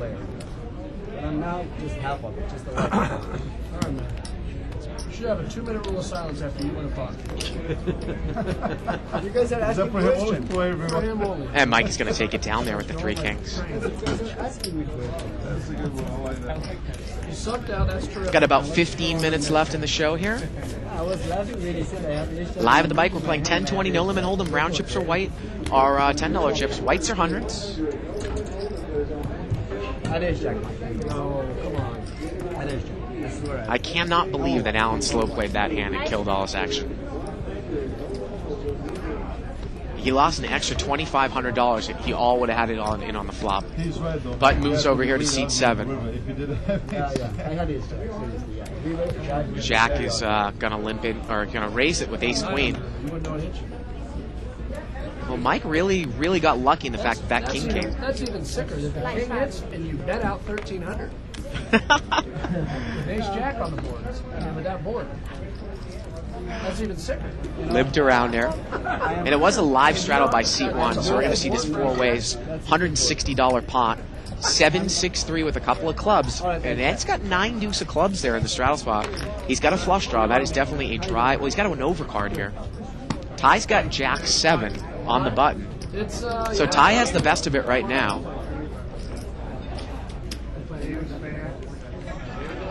And Ty is going to bet 120 here. He does have the best of it. Is Ed going to call with a dry flush draw? Again, he does have 1 overcard. He's going to make this call. So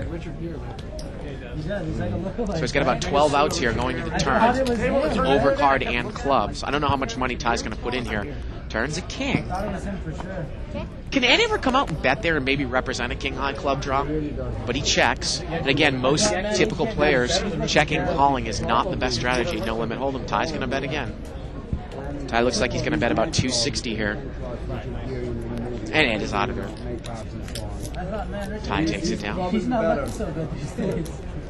Ty playing with the lovely Lynette's chips.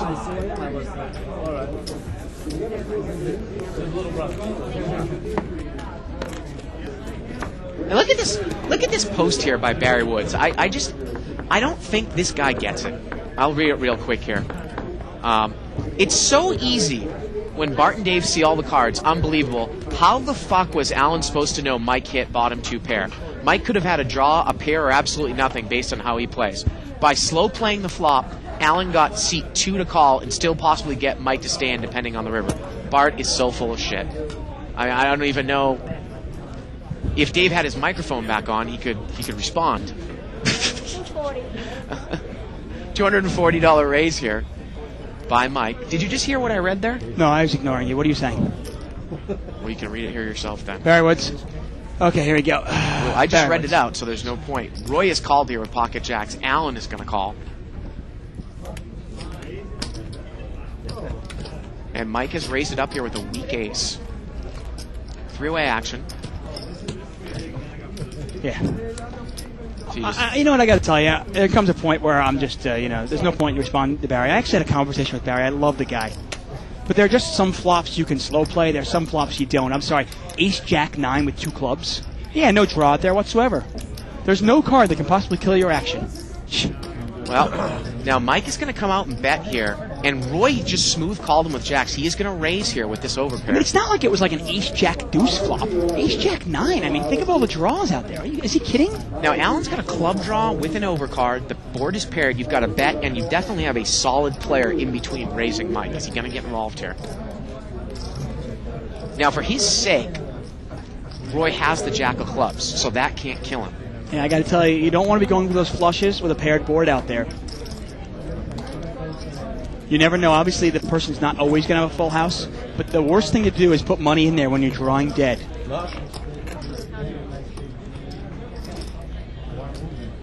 And I got to tell you, I think we're going to be hearing a lot out of Lynette Chan.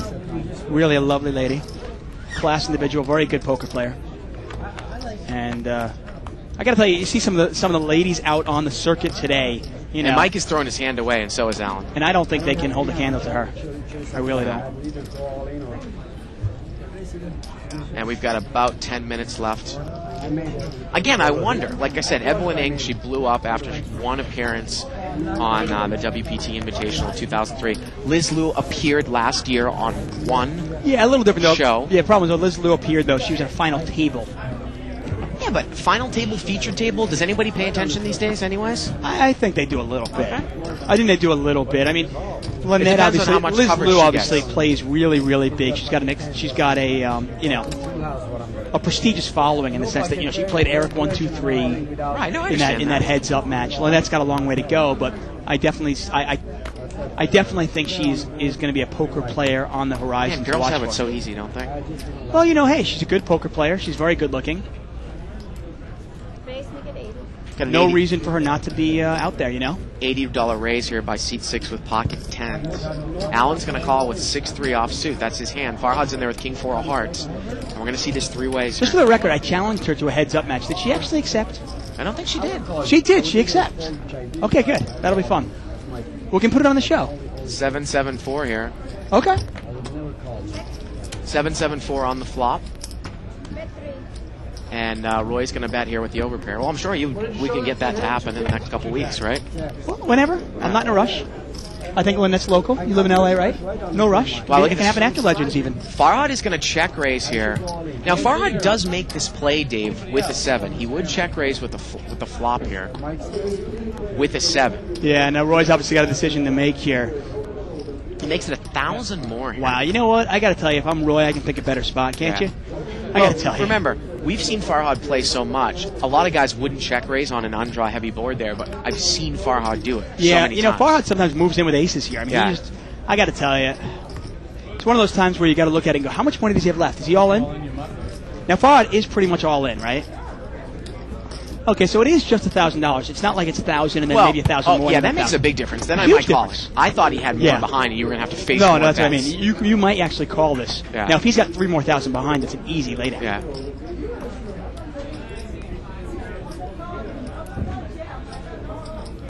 Well, he's really thinking about it. And how much is it? It's 1,000 more, right? So he's getting about 2 to 1. It's about a $2,000 pot, 1,000 a call. I got to tell you, I would probably call here.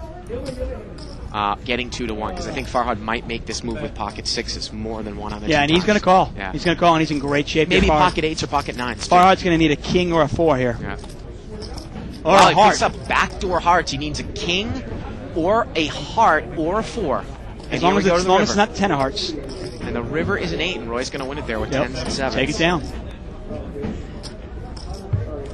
Roy has played pretty impressively tonight. Like I said, he used a couple of bluff cards there against Allen with the running aces earlier. Yeah, I like Roy's game. I really do. And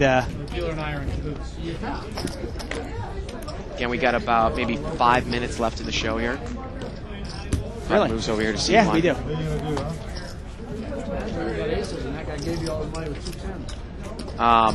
Again, I don't mean to be, mean on Barry, but No. When he says something stupid, you got to call him on it. I'm sorry. Yes, we can see the cards. Yeah. I'm sorry. If I have ace jack there on an ace jack 9 with 2 clubs, I'm going to raise that.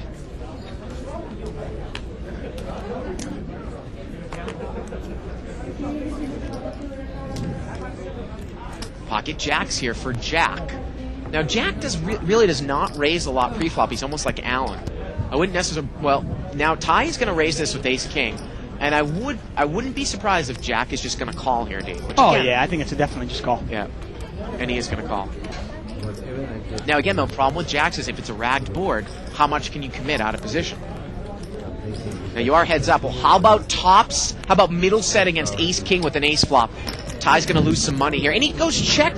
Ty's playing it cagey, and I think Ty's going to raise the turn. Yeah, the problem is that Jack rarely puts much money in there. Look, and he checked again. Jack will check it the whole way. Why? I know. Is Jack he will going to check check it the whole raise way. here? Is he going to check raise? No, he'll just check call. Oh no, he's going to raise. Okay.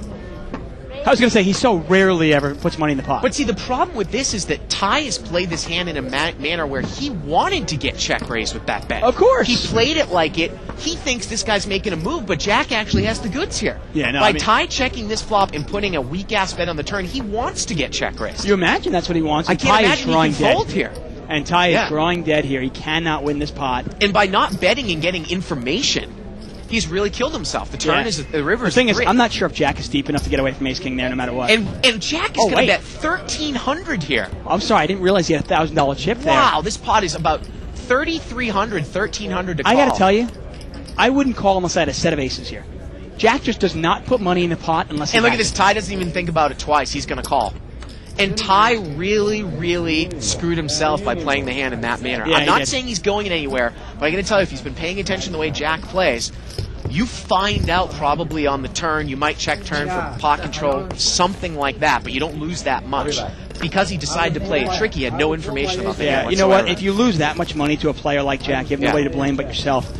Jack is only going to put money in there if he has the nuts. Yeah. And, those are kind of guys you just can't lose money to. Yeah. I don't mind. If I sit down at a table and I lose money to Mike, if I lose money to a guy like Ty who might make a move on me, okay, hey, so be it. But if I lose money to an Allen, if I lose money to a Corey, if I lose money to a Kenny Wynn, or in this case a Jack, I'm sorry. That's when I go home and I gotta bang my head up against the sink. I was surprised yesterday Ed was... you know what I forgot to ask? I wanted to ask Lynette about that hand with 7-9, but I totally missed my mind. Remember the hand that she raised Farhad with? Oh. Yeah. Okay. King 3-10 here with a couple diamonds. And look at him, Pacheto's still home. When does he get here? He gets here early. He gets here earlier than he needs to. Oh, right, he's off tonight because it's a 2-day event today. Yeah. Once again, it's the $1,500 2-day no-limit hold'em event Mike today. just throws a bluff bet out here. Allen calls with a 9. So Jay Siegel, our Pacheto, is off. River's an 8. Is Mike going to bluff at it again? Yeah, that's not going to do it. I think Mike is hoping that Allen... Oh, and Allen folded! Allen folded Queen 9 there on the river, Dave. I was thinking that Mike was hoping that Allen was on a diamond draw, but he wasn't. Hey, just out of curiosity, tomorrow night's event, 4:15 p.m., 7-card stud. What do you think the over-under is, players? Ronnie said 4. I'll take the over. Well, I would say... a lot of times, like when they do like a mini-series event and they do the 500 during the World Series, they probably don't get more than 50 people at tops. maybe 95. Okay. What do you think? So you say over under 95. I'll take the. I'm not going to bet with you. I'll take the under. I keep losing all these prop bets. I'll take the under. Fine, you take the under. We'll just do a gentleman's bet. All right, gentlemen's bet. $100. I can't win a prop bet against you. You should know better than bet against a Jew. Got a raise here. Makes it 120 to go with pocket eights. You know, it's not. That is a very unique hand that what just happened between Jack and Ty, because you don't actually see a guy misplay a hand in that way a lot of the time. You know what I mean? By making a slow play with one pair. Remember, he thinks he's got top pair, top kicker, but it's still only one pair. It's one of the things with Ace King. You know, you got to realize the vulnerability of Ace King. If you're playing against a guy who's not an idiot, they're not stupid. They see the ace out there. It's really, you know what I mean? It's the brightest card on the deck. It's like the North Star. We all see it. You know what I mean? It's the sets we don't see. We don't see a set of sevens right now. We don't see a set of fours right now. And we're going to get to the last hand. I wonder, although Jack made a lot of money on the hand, I wonder if he leads out in the turn. Ty raises him. Does he make more if he let out in the turn? You wonder. As I don't know. As opposed to check raising. Jack is so hesitant, he might have put the guy on pocket aces and shut down. I mean, that's about as much money I've ever seen Jack ever make on one hand. Button moves over here to seat 4. Again, like I said, I mean, Ace King, remember, it's just one pair. Yeah. And if you check the turn and the guy picks up, he has Jack 10, and all of a sudden it came Ace Jack blank, and now the turn's a 10, now you're done. Ace King is one of the most, in a cash game, Ace King is one of the most overvalued hands in No Limit Hold'em. Unless you're playing against some really weak competition that overvalues Ace Queen and Ace Jack. And my point about the hand is people say, well, I'll get away from it if a scary card comes or something like that. Well, Ty didn't get away from it because he wanted to get check raised on the turn. Yeah. You know? Well, he put himself in a spot where he set that play up, and sure enough, he got caught. And you can say, well, so many things have to go wrong for me to make money, to lose money on that pot. Yeah, but how are you going to make any money in that pot? If the flop comes out ace blank blank, you think the jacks are going to pay you off? 10-8-7 here, 2 hearts. And I believe Sam has got bottom pair and he's open-ended 9-7 there. But Jack's got the best hand right now with ace-8. Now, see, Gary's hand is actually interesting. He's got a gut shot. Now he's got double gutter. A 9 or a king will give Gary the hand. Now, there's 2 flush on both sides here. And Jack's got 2 pair. And Jack bets 100 with aces up. Mike calls with the flush draw. And is Gary going to call the double gutter? Sam calls with 7-9, a straight draw, and Gary calls with the double gutter. How about a king of spades here? Well, how about a heart? The river is the 5 of hearts, and Jack is still good here with aces up. And you're saying he's just going to shut down and not bet here. Jack. Oh, yeah. Yes, Yes, check. Done. I'm done. Yeah. Forget it. It's over. Aces up is going to win it. And Mike rightly, you know, maybe 2 or 3 people in it, but he's not going to represent a heart that he didn't bet on the flop with, right? Just doesn't make any sense. Well, I think that's it, huh? That's going to do it for us. That was kind of a fun night. night. This is a great night of Live at the Bike. I think that this third mic thing is doing well, and I think you're doing good there over there, you know. With the, I like it, man. Jazz agrees with me well. I like the Jazz. So we'll be back here tomorrow for probably the same game. I want to thank Tim Fan. I want to thank Lynette Chan. I want to thank you for joining us for Jazz. Hey, man. Smooth Jazz. For everybody here in the booth, I'm Bart Hansen, and for Dave Tuckman, good night, everybody, from Live at the Bike.